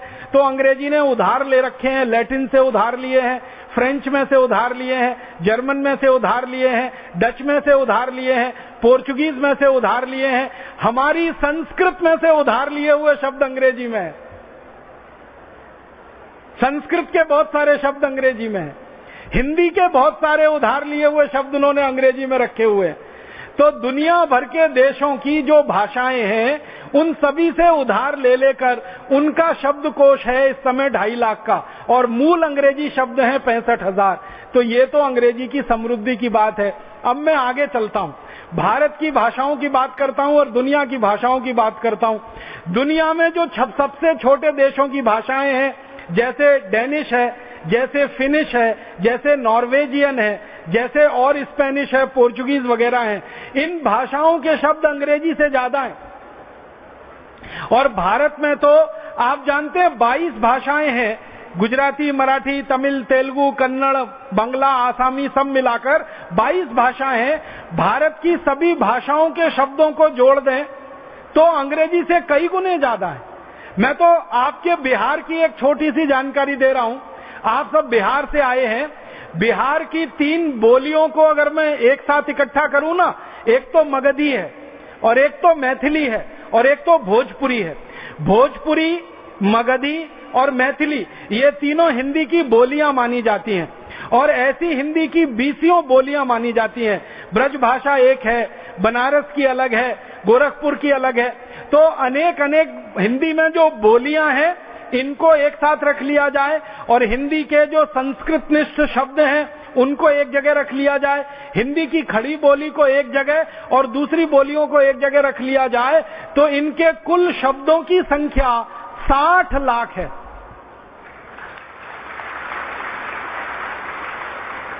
अंग्रेजी के कुल शब्दों की संख्या सारी दुनिया से उधार लेकर 2.5 लाख है और उनके मूल शब्द 65,000 हैं। और हिंदी की सहयोगी जो बोलियां हैं, इनको जोड़ लिया जाए तो ये 60 लाख है। और अगर संस्कृत की बात कर दें, संस्कृत के शब्दों के भंडार की बात कर दें, तो गुरुवर यहां बैठे हुए हैं, वो अपने पहले वाले व्याख्यान में कह रहे थे, इससे पहले जो उन्होंने संस्कृत भाषा पे दिया था, कि संस्कृत भाषा एक ऐसी भाषा है जिसमें करोड़ों करोड़ों शब्द बन सकते हैं, बनाए जाते हैं और उपयोग किए जाते हैं। एक एक धातु शब्द से हजारों हजारों शब्द बन सकते हैं। तो संस्कृत में करोड़ों करोड़ों शब्द हैं। संस्कृत के शब्दों को गिनने का सामर्थ्य अभी तक विकसित नहीं हो पाया हम में, क्योंकि शब्दों का भंडार अनंत है, क्योंकि इस भाषा का सामर्थ्य अनंत है। तो जिस भाषा में करोड़ों शब्द हो, जिस भाषा में शब्दों का भंडार सबसे बड़ा हो, वो समृद्धशाली है, या अंग्रेजी जिसमें मात्र 65,000 मूल शब्द हैं और बाकी कुल मिलाकर उधार लिए हुए 2.5 लाख शब्द हैं। तो समृद्ध भाषा कैसे हुई? और मैं आपको एक रोचक बात बताना चाहता हूं।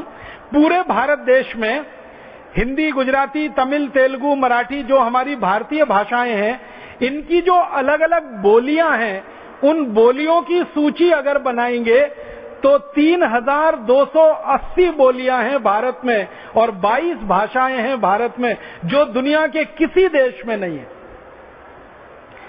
बोली आप समझते हैं, भाषा से विकसित, जैसे हिंदी भाषा है और बोली भोजपुरी है, मगधी है, या तो आपकी मैथिली है, या तो बनारसी है, या तो कोई और क्षेत्र की है।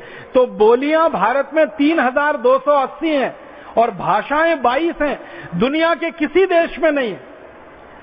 किसी भी देश का इतिहास हम पढ़ें तो एक भाषा, ज्यादा से ज्यादा 2 भाषा किसी भी देश में, रूस में, जापान में, चीन में, स्पेन में, फ्रांस में, जर्मनी में, स्वीडन में, स्विट्जरलैंड में, डेनमार्क में, नॉर्वे में, सभी देशों में एक या ज्यादा से ज्यादा 2 भाषाएं, और बोलियां तो किसी देश में एक या अधिक से अधिक 2। भारत अकेला दुनिया का ऐसा वैविध्यशाली देश है जहां बोलियां 3,280 हैं और भाषाएं 22 हैं। तो शब्दों का भंडार तो सबसे बड़ा हमारे ही पास होगा। तो भाषा की समृद्धि तो हमारे पास है, अंग्रेजों के पास क्या है? ऐसी भाषा है अंग्रेजी। अब इस भाषा को लोग कहते हैं कि दुनिया की समृद्धशाली भाषा है। मेरे समझ में नहीं आता कि इनकी समृद्धि क्या है। जिनकी व्याकरण जो है स्थिर नहीं, बदलती रहती है समय के हिसाब से, सुविधाओं के हिसाब से, और जिस भाषा में शब्द सबसे कम हो, जिन भाषाओं के दूसरी भाषाओं के कई कई समानार्थक पर्यायवाची शब्दों, इनके पास कुल जमा एक ही हो, तो बहुत गरीब भाषा है, गरीबों की भाषा है। क्योंकि जब अंग्रेजी का विकास इंग्लैंड में हुआ, उस समय इंग्लैंड दुनिया का सबसे गरीब देश था, इसलिए भाषा भी उनकी सबसे गरीब ही है। और भारत में इसका उल्टा है। जब भारत में संस्कृत का विकास हुआ होगा तो भारत दुनिया का सबसे समृद्धशाली देश था, इसलिए संस्कृत दुनिया की सबसे समृद्धशाली भाषा है। गरीबी में से गरीबी ही निकलती है और समृद्धि में से समृद्धि निकलती है। हमारे समृद्धशाली समय में संस्कृत विकसित हुई, हिंदी विकसित हुई, इसलिए शब्द भंडार दुनिया में सबसे बड़ा है। सबसे गरीब समय था इंग्लैंड का 5वीं शताब्दी का, 6वीं शताब्दी का, जब इंग्लैंड के लोग भूख से मरते थे, उस समय अंग्रेजी विकसित हुई, इसलिए गरीब है। इसलिए अंग्रेजी समृद्धशाली भाषा तो बिल्कुल नहीं है। और एक तर्क देते हैं अंग्रेजी के बारे में, अंग्रेजी विज्ञान की भाषा है, अंग्रेजी तकनीकी की भाषा है। मैं आपको विज्ञान और तकनीकी के बारे में 2-3 छोटी जानकारियां देना चाहता हूं। जब दुनिया देश की भाषाओं के बारे में थोड़ा मैं अभ्यास करने लगा तो मैंने ये जानने की कोशिश की कि सबसे ज्यादा विज्ञान की पुस्तकें किस भाषा में लिखी गई हैं। तो आपको सुनकर हैरानी होगी, दुनिया में सबसे ज्यादा विज्ञान और तकनीकी के विषय की पुस्तकें लिखी गई हैं रूसी भाषा में, और दुनिया में सबसे ज्यादा विज्ञान और तकनीकी के शोध पत्र जो प्रकाशित हुए हैं, रिसर्च पेपर जिनको अंग्रेजी वाले कहते हैं, वो रूसी भाषा में है। तो जिन देशों में सबसे ज्यादा शोध हुआ विज्ञान और तकनीकी का, वो रूस है, जो एक जमाने में सोवियत संघ हुआ करता था, अभी छोटे छोटे टुकड़ों में बंटकर रूस एक अलग देश हो गया। तो रूसी भाषा में सबसे ज्यादा शोध पत्र प्रकाशित हुए, रूसी भाषा में सबसे ज्यादा विज्ञान और तकनीकी की पुस्तकें प्रकाशित हुई हैं। तो विज्ञान और तकनीकी की भाषा रूसी भाषा है।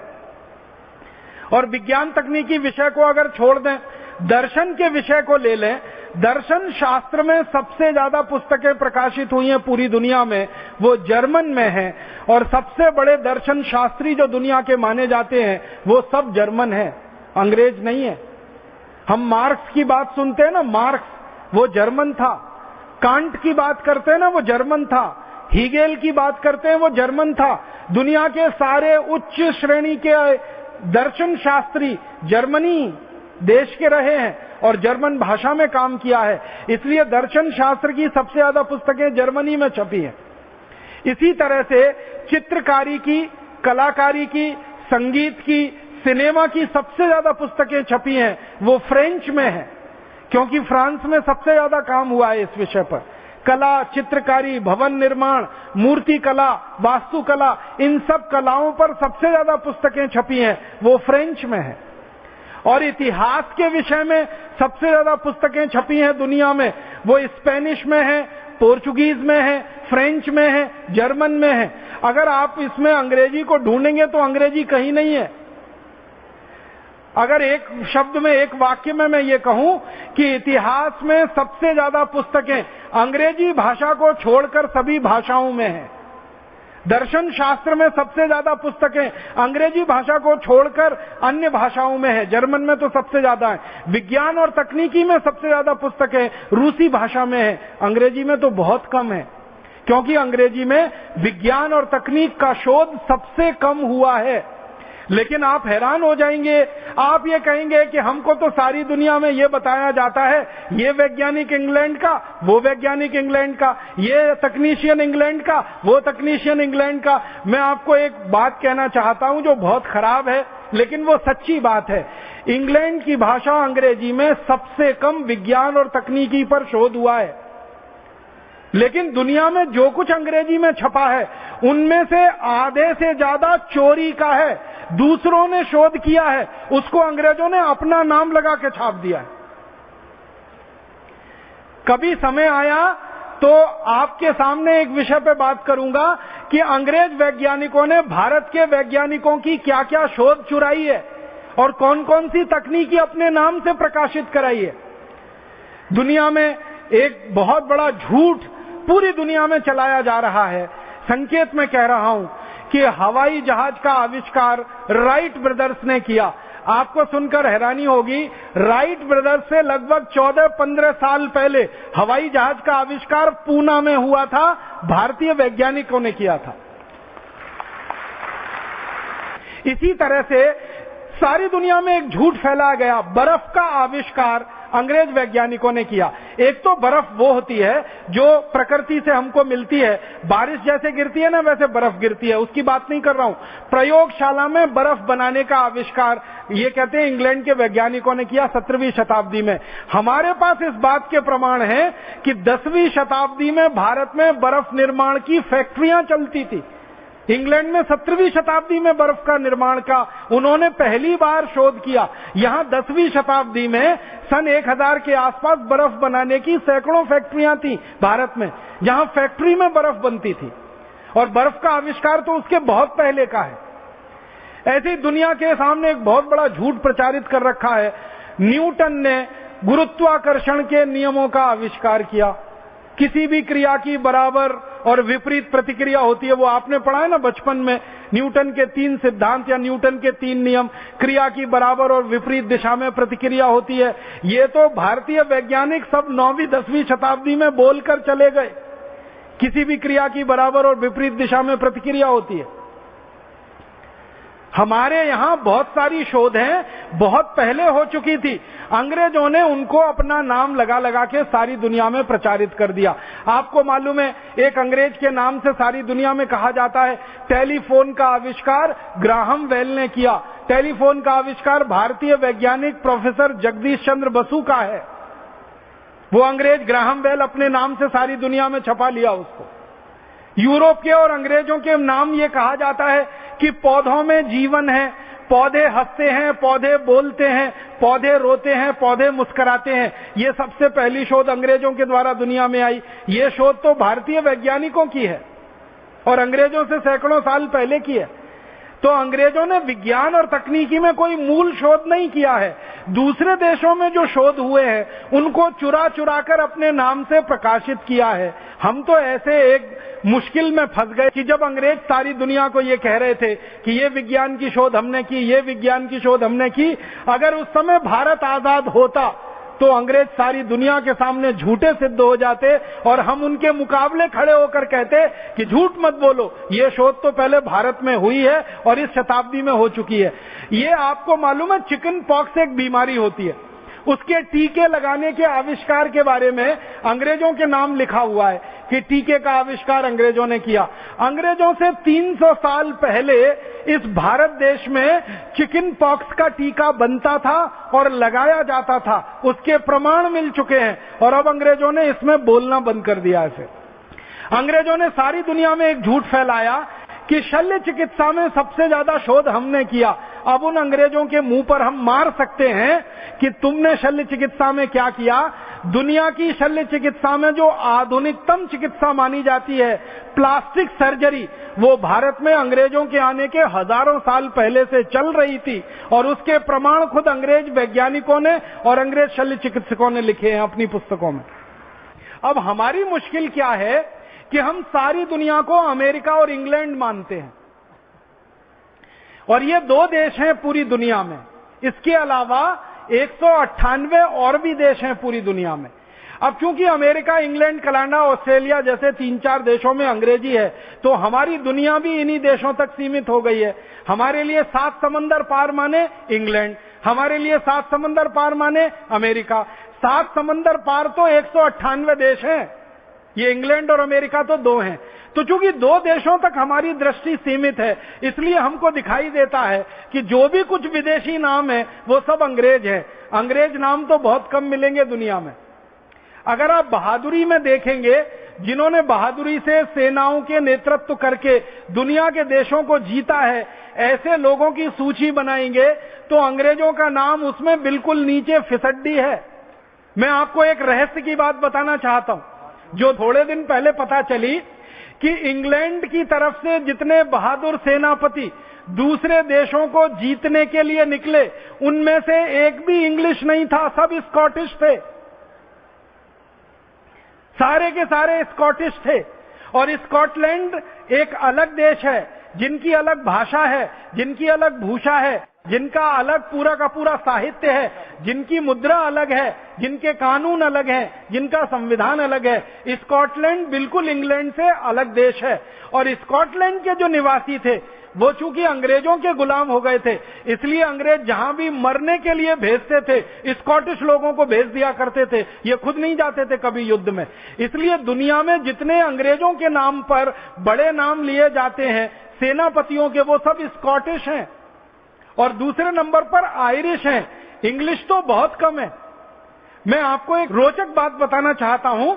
भारत में 84 गवर्नर जनरल आए अंग्रेजों की तरफ से राज करने के लिए। पहला आया रॉबर्ट क्लाइव।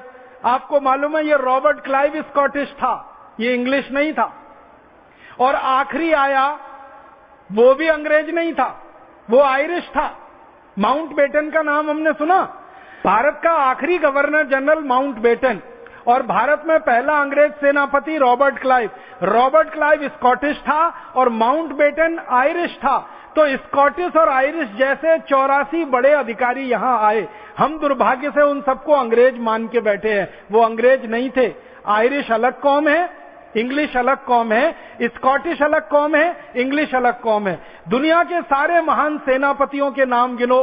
गैरीबॉल्डी वो अंग्रेज नहीं था, नेपोलियन वो अंग्रेज नहीं था, बिस्मार्क वो अंग्रेज नहीं था, चार्ल्स द गॉल वो अंग्रेज नहीं था, रॉबर्ट क्लाइव वो अंग्रेज नहीं था। दुनिया भर में जिन लोगों ने ख्याति पाई अपने सेनापति होने के नाम पर, सेना का नेतृत्व करने के नाम पर, एक भी उनमें से अंग्रेज नहीं है।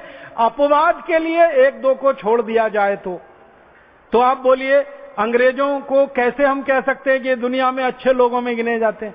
और भारत में एक बहुत बड़ी गलतफहमी हुई इस अंग्रेजी भाषा में। वो गलतफहमी पता है क्या हुई है?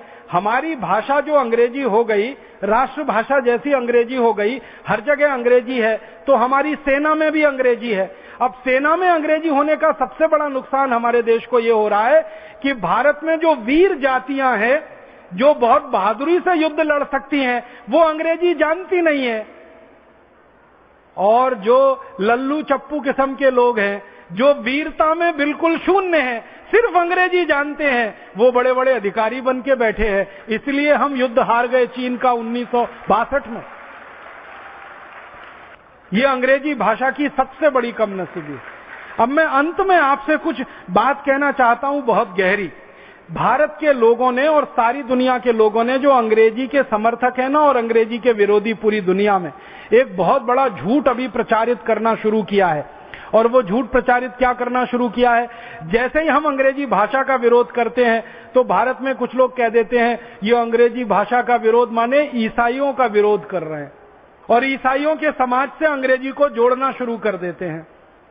हमारे देश में ये संयोग की बात है कि ज्यादातर अंग्रेजी स्कूल ईसाई संस्थाओं के हाथ में है। ज्यादातर कॉन्वेंट और पब्लिक स्कूल ईसाई संस्थाओं के हाथ में है। तो जब हम अंग्रेजी का विरोध करते हैं तो ये ईसाई संस्थाएं समझती हैं ये हमारा विरोध कर रहे हैं। मैं सभी ईसाई संस्थाओं को विनम्रता पूर्वक एक बात कहना चाहता हूं और सारे देश का ध्यान इस बात की तरफ आकर्षित करना चाहता हूं कि परम पूजनीय ईसा मसीह की भाषा अंग्रेजी नहीं थी। ईसा मसीह ने पूरी दुनिया में घूम घूम कर जो संदेश दिए हैं, जो व्याख्यान किए हैं और जो कुछ उन्होंने लिखा है, जो कुछ बोला है, वो अंग्रेजी में नहीं है, वो एक दूसरी भाषा में है। उस भाषा का नाम है अरमैक। अरमैक नाम की एक भाषा चला करती थी ये इलाके में जहां इस समय इजराइल है, जहां इस समय फिलिस्तीन है। इजराइल है, फिलिस्तीन है, इस क्षेत्र में एक भाषा चला करती थी आज से कुछ वर्ष पहले तक, लगभग 2000 वर्ष पहले तक। उस भाषा का नाम है अरमैक और उसकी अपनी लिपि थी।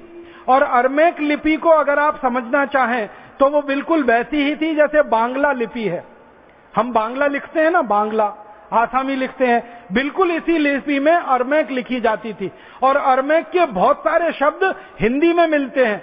हो सकता है हिंदी में से बहुत सारे शब्द अरमैक में गए हों, क्योंकि हिंदी का इतिहास तो अरमैक से बहुत पुराना है। तो अरमैक भाषा में बोलते थे ईसा मसीह और अरमैक भाषा में लिखे गए उनके सारे व्याख्यान। और आपको यह भी जानकारी देना चाहता हूं कि दुनिया की सबसे पहली बाइबल लिखी गई वो भी अरमैक में लिखी गई। अंग्रेजी में बाद में उसका भाषांतर हुआ। तो दुनिया भर के ईसा मसीह को मानने वाले जो भी उनके फॉलोअर्स हैं उनको मैं निवेदन करना चाहता हूं कि अंग्रेजी ईसा मसीह की भाषा नहीं थी, अंग्रेजी बाइबल की भाषा कभी नहीं रही। ईसा मसीह के सारे व्याख्यान अरमैक में हुए, सब कुछ उन्होंने साहित्य अरमैक में लिखा है। इसलिए वो अपने आप को इस बात से जोड़कर ना देखें कि अंग्रेजी भाषा का विरोध ईसाइयों का विरोध है, ये बिल्कुल नहीं है। मैं तो दूसरी बात कहना चाहता हूं कि जब अंग्रेजी विकसित हुई तो उसने अरमैक भाषा को खत्म कर दिया, नेस्तनाबूद कर दिया। अंग्रेजी भाषा ने दुनिया की सैकड़ों सैकड़ों छोटी भाषाओं को खत्म किया है, उसमें से अरमैक भाषा को खत्म किया गया, जिसमें मूल रूप से बाइबल लिखी गई सबसे पहले। और एक गहरी बात कहना चाहता हूं, दुनिया के सारे बड़े ग्रंथ जिन्होंने व्यवस्थाएं बदली हैं, जिन्होंने व्यवस्थाओं को नया बनाया है, जिन्होंने सारी दुनिया का इतिहास नया लिखा है, ऐसे सभी ग्रंथ अंग्रेजी भाषा में नहीं लिखे गए हैं। जैसे उदाहरण के लिए कुरान जो है ना, वो अंग्रेजी में नहीं है, बाइबल जो है वो अंग्रेजी में नहीं है। दुनिया में यहूदी धर्म है, उसकी एक पवित्र पुस्तक है जिसको जिंदावस्था कहते हैं, वो हिब्रू में लिखी हुई है, वो अंग्रेजी में नहीं है, क्योंकि यहूदियों की मातृभाषा हिब्रू है, अंग्रेजी नहीं है। और इजराइल जो देश बना है वो हिब्रू मातृभाषा को अपनाकर नया देश बना है। तो कुरान अंग्रेजी में नहीं, जिंदावस्था अंग्रेजी में नहीं, बाइबल अंग्रेजी में नहीं।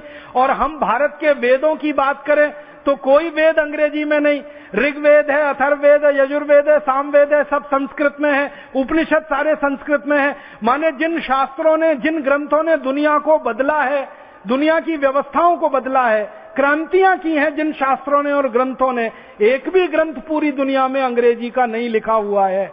आप सोचो कितनी गरीब भाषा है ये अंग्रेजी।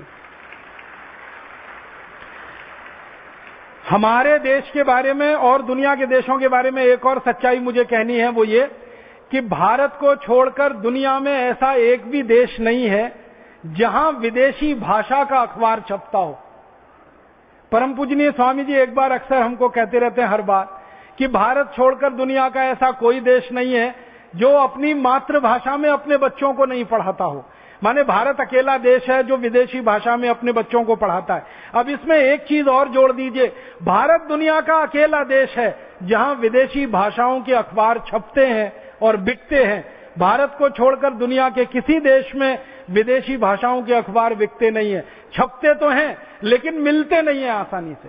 फ्रांस में जाएंगे, फ्रेंच के ही अखबार मिलेंगे, अंग्रेजी का अखबार ढूंढते हुए आप परेशान हो जाएंगे। स्विट्जरलैंड में जाएंगे, सब अखबार स्विस में मिलेंगे, अंग्रेजी का अखबार ढूंढते परेशान हो जाएंगे। जर्मनी में जाएंगे, चीन में जाएंगे, जापान में जाएंगे, सब जगह अखबार मिलेंगे उनकी मातृभाषा के, बिकेंगे, छपेंगे, मिलेंगे। भारत एक अकेला देश है जहां कहीं भी चले जाइए अंग्रेजी के अखबार तो जरूर मिल जाएंगे। दिल्ली में मिल जाएंगे, यहां हरिद्वार में मिल जाएंगे, आगरा है, बरेली है, छोटे छोटे शहरों में मिल जाएंगे।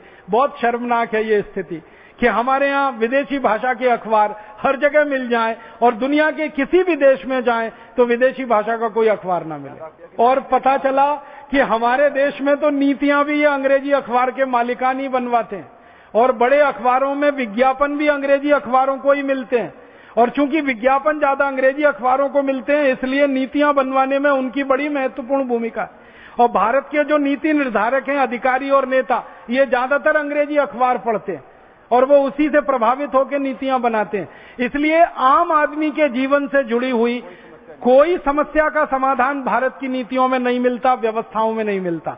मैं एक दो छोटी सी कुछ गहरी और दिल की बात आपसे कहना चाहता हूं, वो ये भारत के बारे में एक बहुत गहरी बात जो मुझे बहुत चुभती है, वो ये कि आजादी जब नहीं मिली थी तब इस देश में गुलामी थी और 565 छोटे छोटे राज्य हुआ करते थे।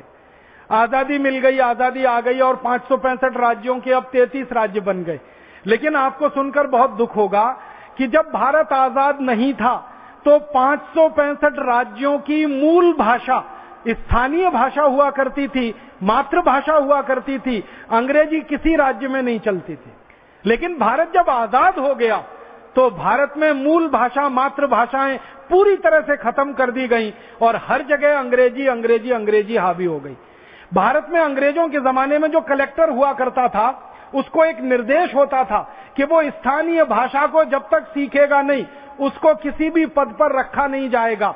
अब आजादी के बाद जो कलेक्टर होता है इस देश में उसको ये निर्देश होता है कि स्थानीय भाषा जानो या ना जानो, अंग्रेजी आनी चाहिए तभी तुमको नियुक्ति मिलेगी, नहीं तो नियुक्ति नहीं मिलेगी। माने ये दो बातों को अगर हम समझें गहराई से तो ये कि हम गुलामी के दिनों में भाषा के स्तर पर ज्यादा आजाद थे बनिस्बत आजादी के दिनों में भाषा के स्तर पर ज्यादा गुलाम हैं हम। जब हमारे राजकाज की पूरी भाषा अंग्रेजी हो गई है, राजकाज के व्यवहार की पूरी भाषा अंग्रेजी हो गई है, मुझे बहुत दुख होता है, दर्द होता है, आपको भी शायद होता होगा। आजाद भारत के, स्वतंत्र भारत के राष्ट्रपति अंग्रेजी में संदेश देते हैं। आजाद भारत के प्रधानमंत्री अंग्रेजी में बात करते हैं, आजाद भारत के प्रधानमंत्री संसद में अंग्रेजी बोलते हैं, संसद के बाहर अंग्रेजी बोलते हैं, राष्ट्रपति संसद में अंग्रेजी बोलते हैं, संसद के बाहर अंग्रेजी बोलते हैं, भारत के सांसद अंग्रेजी में बात करते हैं संसद में, संसद के बाहर अंग्रेजी में बात करते हैं, विधायिकाओं के विधायक अंग्रेजी में बात करते हैं, विधायिकाओं के अंदर बात करते हैं, विधायिकाओं के बाहर बात करते हैं। हमारे देश की अदालतों में न्याय जिसको चाहिए, वादी हो या प्रतिवादी, वो अंग्रेजी में बेचारा पूरी बहस को टुकुर टुकुर देखता रहता है। जैसे बकरे को हलाल करते समय बकरा अपनी आंखों से देखता रहता है टुकुर टुकुर, ऐसे न्याय की अदालत में खड़ा हुआ हमारे देश का कोई न्याय पाने वाला व्यक्ति पूरी बहस को अंग्रेजी में देखता रहता है, न उसके समझ में आती है, न उसके पल्ले पड़ती है। उसका वकील अंग्रेजी में बोल रहा है, सामने वाला वकील अंग्रेजी में जवाब दे रहा है, न्यायाधीश अंग्रेजी में सवाल कर रहा है, अंग्रेजी में जवाब दे रहा है, अंग्रेजी में पूरा का पूरा वो न्याय का फैसला लिख रहा है, वो फैसले की छपाई अंग्रेजी में हो रही है और वो न्याय पाने वाले के हाथ में दे दी जाती है, भाई तुम इसको पढ़ लो और समझ लो। क्या पढ़ेगा, क्या समझेगा, क्योंकि 1 करोड़ से भी कम लोग अंग्रेजी जानते हैं, समझते हैं। बहुत दुख होता है जब हम बाजारों में जाते हैं, दुकानों पर नाम पट्टिकाएं अंग्रेजी में लिखी गई हैं, दुकानों पर मिलने वाली वस्तुओं के नाम अंग्रेजी में लिखे गए हैं। हम इस देश में गलियों में द्वारों पर घूमते रहते हैं, द्वारों के बाहर नाम पट्टिकाएं अंग्रेजी में है, द्वारों की गलियों के नाम अंग्रेजी में है, सड़कों के नाम अंग्रेजी में है। सरकार ने आज तक वो नाम नहीं बदले हैं। कहीं कर्जन रोड है, कहीं लॉरेंस रोड है, कहीं मैकडॉवल रोड है, तो कहीं पैथिक लॉरेंस रोड है, तो कहीं लिलिथगो रोड है, तो कहीं डलहौजी रोड है, तो कहीं डलहौजी नगर है, तो कहीं वास्को डिगामा नगर है। कहीं कहीं इस देश में शर्मनाक स्थिति है कि कर्जन जिसने भारत का बंटवारा किया हिंदू मुसलमान के आधार पर, उसके नाम से भवन है, उसके नाम से रियासतें हैं, उसके नाम से गलियां हैं, उसके नाम से सड़कें हैं। तो हर जगह अंग्रेजी अंग्रेजी अंग्रेजी छाई हुई है। इससे भी ज्यादा दुख होता है, तकलीफ होती है कि भारत के किसान जो खेती करते हैं उनको बीज दिए जाते हैं, तो बीज बेचने वाली कंपनियां जो पैकेट बनाती हैं वो पैकेट सब अंग्रेजी में लिखे जाते हैं। दवा छिड़कनी है अगर किसी किसान को कीटनाशक, तो दवा के ऊपर जो संदेश लिखे जाते हैं वो अंग्रेजी में लिखे जाते हैं। खाद की जो बोरियां होती हैं उस पर अंग्रेजी भाषा छपी होती है, लिखी रहती है। कोई किसान अंग्रेजी जानता नहीं है, कोई किसान अंग्रेजी समझता नहीं है, लेकिन उसको बेची जाने वाली कीटनाशक दवाएं, उसको बेचे जाने वाले बीज, उसको बेचे जाने वाला खाद, सब कुछ अंग्रेजी अंग्रेजी अंग्रेजी में होता है। उसका दुष्परिणाम क्या होता है? किसान को मालूम नहीं है कि अंग्रेजी में किसी दवा के लिए लिखा गया है कि इस दवा को थोड़ी ही मात्रा में लेना है। किसान कई बार ज्यादा मात्रा में लेता है, वो खुद मरता है, दूसरों को भी मारने का कारण बन जाता है। साधारण लोग हमारे देश में सरकारी दफ्तरों के चक्कर काटते रहते हैं, अंग्रेजी भाषा में उनसे बातें की जाती हैं, उनको खतो किताबत अंग्रेजी भाषा में की जाती है। तो ऐसी स्थिति जब पूरे देश में हो तो हमें इस भाषा के स्तर की गुलामी को तो अब उखाड़ के ही फेंकना पड़ेगा। मेरे मन में तो एक ही बात है कि जैसे अंग्रेजों को उखाड़ कर फेंका, वैसे अब अंग्रेजी को उखाड़ कर फेंकना है। यही एक काम बाकी है जो हमारे शहीदों के, क्रांतिवीरों के सपनों से जुड़ा हुआ है। और ये भारत स्वाभिमान का अभियान चाहता है कि सारे देश में से अंग्रेजी हटे। तो आप बोलेंगे अंग्रेजी कहां कहां से हटे?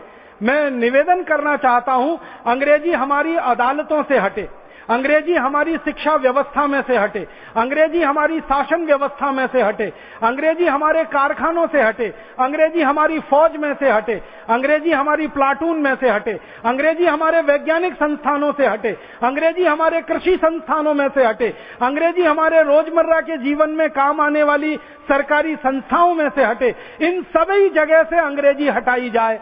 तो आप बोलेंगे कहां भेजा जाए? इसको 7 समंदर पार इसके देश में छोड़कर आया जाए। हमारी जगह से ये अंग्रेजी हटे। या तो ये 7 समंदर पार भेजी जाए अंग्रेजी, या इस अंग्रेजी को पुस्तकालयों में बंद कर दिया जाए, या इस अंग्रेजी को विदेशी भाषा के शिक्षण संस्थानों में दे दिया जाए।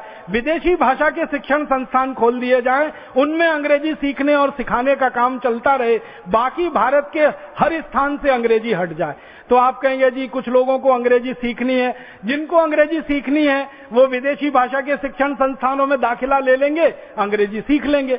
आपने देखा है दिल्ली में बड़े बड़े होर्डिंग्स लगे हैं, बोर्ड लगे हैं, 60 दिन में अंग्रेजी बोलना सीखिए। कोई कहता 30 दिन में अंग्रेजी बोलना सीखिए। अभी यहां हरिद्वार में तो ऋषिकुल चौक पर होर्डिंग लगा है 15 दिन में अंग्रेजी बोलना सीखिए। जब हमारे यहाँ इतने महान महान लोग हैं जो 15 दिन में अंग्रेजी बोलना सिखा सकते हैं, तो 15 साल क्यों बर्बाद करना अंग्रेजी सीखने में? हम तो 15 दिन में सीख लेंगे। ऋषिकुल चौराहे पर बोर्ड लगा हुआ है, वहां जाके भर्ती हो जाएंगे, 15 दिन में कुछ टूटी फूटी अंग्रेजी सीख जाएंगे, और इतनी तो सीख जाएंगे कि अंग्रेजों से बात कर सके, उनको समझा सके, उनकी समझ सके। हमको अंग्रेजी भाषा 15-15 साल पढ़ने की क्या जरूरत है? पहली कक्षा से अंग्रेजी, दूसरी से अंग्रेजी, तीसरी से अंग्रेजी और अंतिम कक्षा तक अंग्रेजी, ये तो बहुत बड़ा अत्याचार है। और इस अत्याचार में नुकसान पता है क्या होता है? हम भाषा को सीखते सीखते सारा समय बर्बाद कर देते हैं, विषय हम सीख नहीं पाते।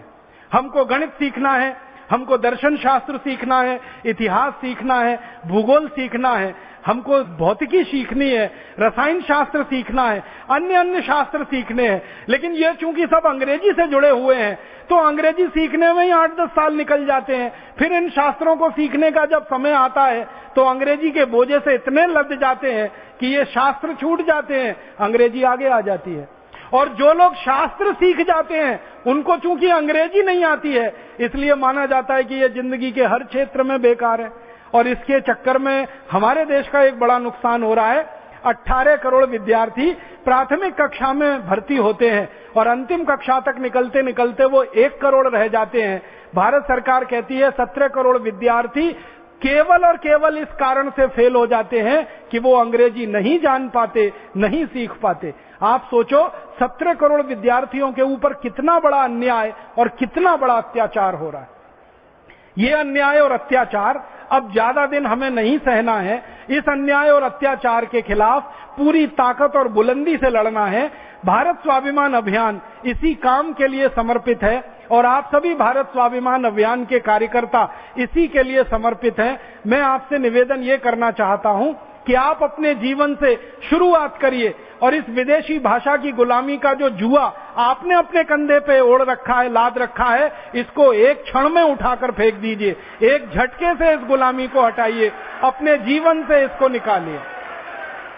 आप बोलेंगे हम हमारे जीवन से क्या करें, कैसी शुरुआत करें अंग्रेजी को हटाने की? अंग्रेजी को हटाने की सबसे पहली शुरुआत करिए कि आप अपने घर में बच्चों के नाम, बेटे और बेटियों के नाम अंग्रेजी में रखना तत्काल बंद करिए।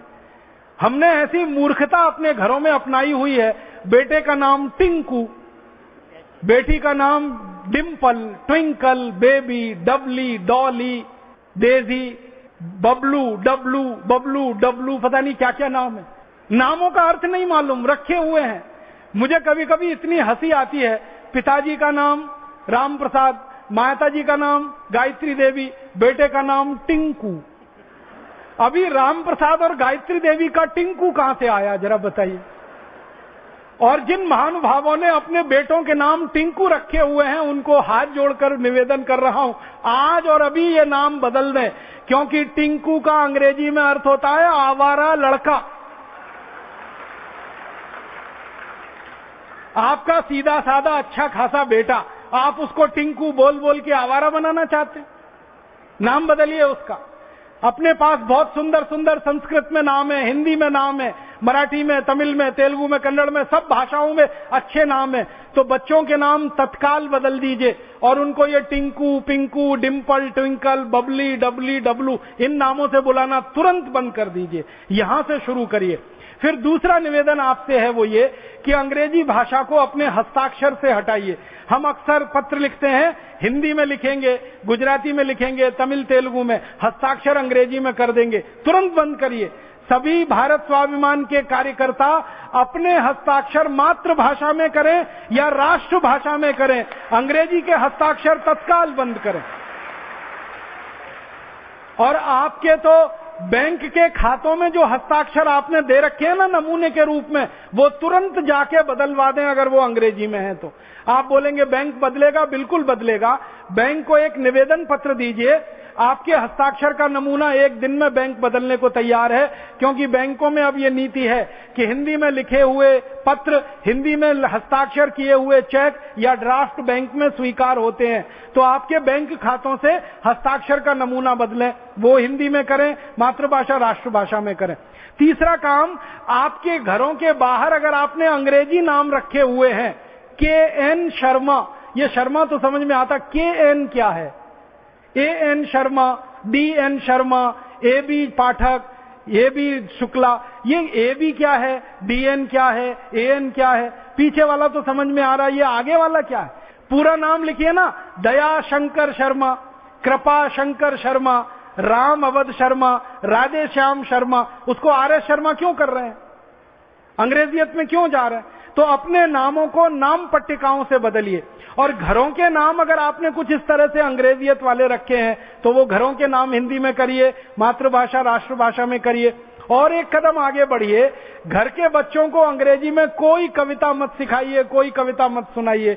हमारे घरों के बच्चों को हमने ऐसी मूर्खतापूर्ण कविताएं सिखा रखी हैं, rain rain go away, come again another day, little baby wants to play. इसका अर्थ समझो, रेन रेन गो अवे माने बारिश बारिश तुम चली जाओ, कभी भी मत आओ क्योंकि मुझे खेलना है।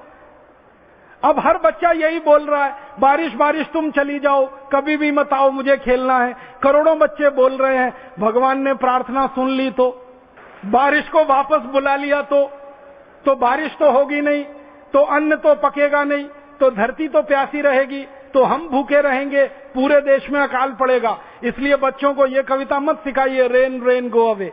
उनको दूसरी कविता सिखाइए। एक बहुत सुंदर कविता है, मराठी में है, ये रे पाऊसा तुला देतो पैसा, पैसा झाला खोटा पाऊस आला मोठा। माने बारिश बारिश तुम जल्दी आओ, जोर जोर से आओ, नहीं आओगी तो मैं पैसा देने को तैयार हूं तुमको, एक बार आ जाओ। क्योंकि भारत बारिश पे ही चलता है, क्योंकि यहां अन्न बारिश पर ही पकता है। तो देखो कितना अंतर है। मराठी की भाषा में लिखी गई कविता देश की जमीन से जुड़ी हुई है, देश की जरूरत को बखान कर रही है, बारिश बारिश तुम जल्दी आओ। क्योंकि भारत में 60% जमीन पर अन्न पकता है, वो बारिश से ही पकता है। 40% जमीन पर सिंचाई की दूसरी व्यवस्था है। तो यहाँ तो बारिश को बुलाने वाली कविता बच्चों को सिखानी पड़ेगी। ये बारिश को भगाने वाली अंग्रेजी कविता मत सिखाइए, फालतू अंग्रेजी चीजें मत सिखाइए बच्चों को। Twinkle twinkle little star how I wonder what you are, Johnny Johnny yes papa, eating sugar no papa, open the mouth, फिर हा हा हा। ये क्या मूर्खता की अंग्रेजी की कविताएं आप सिखा रहे हैं। हिंदी की सुंदर सुंदर कविताएं, मराठी की, संस्कृत की, तमिल की, तेलुगु की, मलयालम की, ये सब सिखाइए ना बच्चों को। तो घर में बच्चों को इस तरह से बड़ा करिए, मातृभाषा की कविताएं, मातृभाषा की कहानियां। और आप ध्यान रखना, जब बच्चे को मातृभाषा की कविता आप सिखाएंगे, मातृभाषा की कहानी पढ़ाएंगे, सुनाएंगे, वो 2-3 घंटे में याद कर लेगा। अगर अंग्रेजी में वही सिखाएंगे 2-3 महीने भी याद नहीं कर पाएगा और जबरदस्ती उसको रटेगा और बार बार भूल जाएगा। फिर आप डंडा मार मार के उसको गधा बना देंगे। गधा भी बहुत अच्छा होता है, हमारे अंग्रेजी विद्यार्थी तो उससे भी गए भी थे। परम पूजनीय स्वामी जी ने एक दिन हमको चाणक्य जी को पढ़ाया, तो उसमें बताया कि गधे से भी सीखो। तो गधा भी कितना ऊंचा है, यहां तो अंग्रेजी वाले उसके भी नीचे हैं। उससे क्या सीख सकते हैं हम अंग्रेजी वाले से? गधे से भी कुछ सीख सकते हैं, कुत्ते से भी सीख सकते हैं, घोड़े से भी सीख सकते हैं, लेकिन अंग्रेजी वाले से तो वही सीख सकते हैं, rain rain go away come again another day. तो ये अंग्रेजी घर में से निकालो, जीवन में से निकालो। अंग्रेजी में कभी बातचीत मत करो, कोशिश करो कि अंग्रेजी के शब्द कम से कम आए। और अंग्रेजी बोलते समय कुछ गलती हो जाए तो शर्मिंदा मत होना कभी। मुझे बहुत बार ऐसा लगता है कि हम लोग अंग्रेजी बोलने की कोशिश करते हैं और उसमें कुछ गलती हो जाती है, और होना वो स्वाभाविक है, क्योंकि हमारी मातृभाषा नहीं है, वो विदेशी भाषा है। उसमें गलती हो जाए तो कौन सी ऐसी खास बात है। इसलिए अंग्रेजी में कभी गलती हो जाए तो शर्मिंदा मत करना अपने आप पर। मुझे तो लगता है कि अंग्रेजी में गलती हो जाए तो गर्व करना, क्योंकि वो मातृभाषा नहीं है हमारी, इसलिए गलती हुई तो क्या दिक्कत है उसमें। कभी भी गर्व करना उस पर। मातृभाषा बोलने में गलती हो जाए, राष्ट्रभाषा बोलने में गलती हो जाए तो शर्म आनी चाहिए अपने आप पर। विदेशी भाषा बोलने में गलती हो जाए बिल्कुल शर्म नहीं करना। 1967 में सरकार ने जो कानून बनाया, और जो कानून इतना खतरनाक है कि भारत का एक राज्य भी अगर मना कर दे तो हिंदी लागू नहीं हो सकती और अंग्रेजी हट नहीं सकती। इस कानून को जल्दी से जल्दी बदलवाना है और जरूरत पड़े तो संविधान के अनुच्छेद 343 में संशोधन कराना है और इसके लिए भारत स्वाभिमान की ताकत को बढ़ाना है। जिस दिन हमारी ताकत भारत की राजनीतिक पार्टियों की ताकत से बड़ी हो जाएगी, भारत की सब राजनीतिक पार्टियों के पास कुल मिलाकर 4 करोड़ सदस्य हैं, जिस दिन भारत स्वाभिमान में कुल मिलाकर 5 करोड़ सदस्य हो जाएंगे, उस दिन ये कानून भी बदल जाएगा और संविधान में संशोधन भी हो जाएगा। तो हमारा लक्ष्य बहुत स्पष्ट है कि भारत स्वाभिमान की तरफ से संविधान में जरूरत पड़े तो संशोधन, कानून को तो पूरी तरह से बदल देना है जो 1967 में बना है, और नीतियों को बदल देना है, नियमों को बदल देना है। भारत के अस्पतालों से अंग्रेजी हटानी है, भारत के विश्वविद्यालयों से अंग्रेजी हटानी है, भारत के कृषि संस्थानों से हटानी है, भारत के वैज्ञानिक संस्थानों से अंग्रेजी हटानी है, राजकाज के स्तर पर अंग्रेजी हटानी है। जहां जहां अंग्रेजी भाषा के रूप में उपयोग हो रही है उस सब जगह से अंग्रेजी को हटाना है और इसके लिए हमारे पूरे भारत की 22 भाषाओं को बोलने वाले, जीने वाले और उसमें आचरण करने वाले लोगों की ताकत को खड़ा करना है, क्योंकि ये 22 भाषाओं के बोलने वाले नागरिकों की ताकत है जो अंग्रेजी को हटाएगी। ये 22 भाषाओं के बोलने वाले नागरिकों की हिम्मत है जो अंग्रेजी को भारत से भगाएगी, और ये 22 भाषाओं को बोलने वाले नागरिकों की हिम्मत है जिसके कारण से इस देश से अंग्रेजी को हम 7 समंदर पार वापस भेजेंगे। तो ये बोलकर मैं आप सभी को धन्यवाद देता हूं, आह्वान करता हूं, व्यक्तिगत जीवन से तुरंत अंग्रेजी को हटाइए, विदेशी भाषा की गुलामी को हटाइए। इस विदेशी भाषा की गुलामी ने बहुत लंबा समय हमारा ले लिया है, जिसके कारण हम पिछड़ गए हैं। अब ज्यादा हम पिछड़ना नहीं चाहते, तेजी से आगे बढ़ना चाहते हैं। 118 करोड़ भारतवासियों की भाषा, उनकी मातृभाषा, उसको स्थापित करना है, उनको सम्मान दिलाना है, जीवन में उनको अपनाना है, हर स्तर पर उनको स्थापित कराना है। इसी के लिए सारा संघर्ष है और इसी के लिए सारा प्रयास है। ईश्वर हमको सद्बुद्धि दे, ईश्वर हमको साहस दे, ईश्वर हमको पूरी हिम्मत दे और हम सबकी एकता बनी रहे और आगे ये बढ़ती रहे और हम इस उद्देश्य में सफल हो पाए। भारत स्वाभिमान का अभियान सारे देश में और दुनिया में ऐसा आदर्श स्थापित करे कि जिन शहीदों के सपनों को 1947 में पूरा नहीं किया गया, उन शहीदों के सपनों को 2014 में हम जरूर पूरा करके दिखाएं। इस भावना के साथ आपका आभार, बहुत धन्यवाद।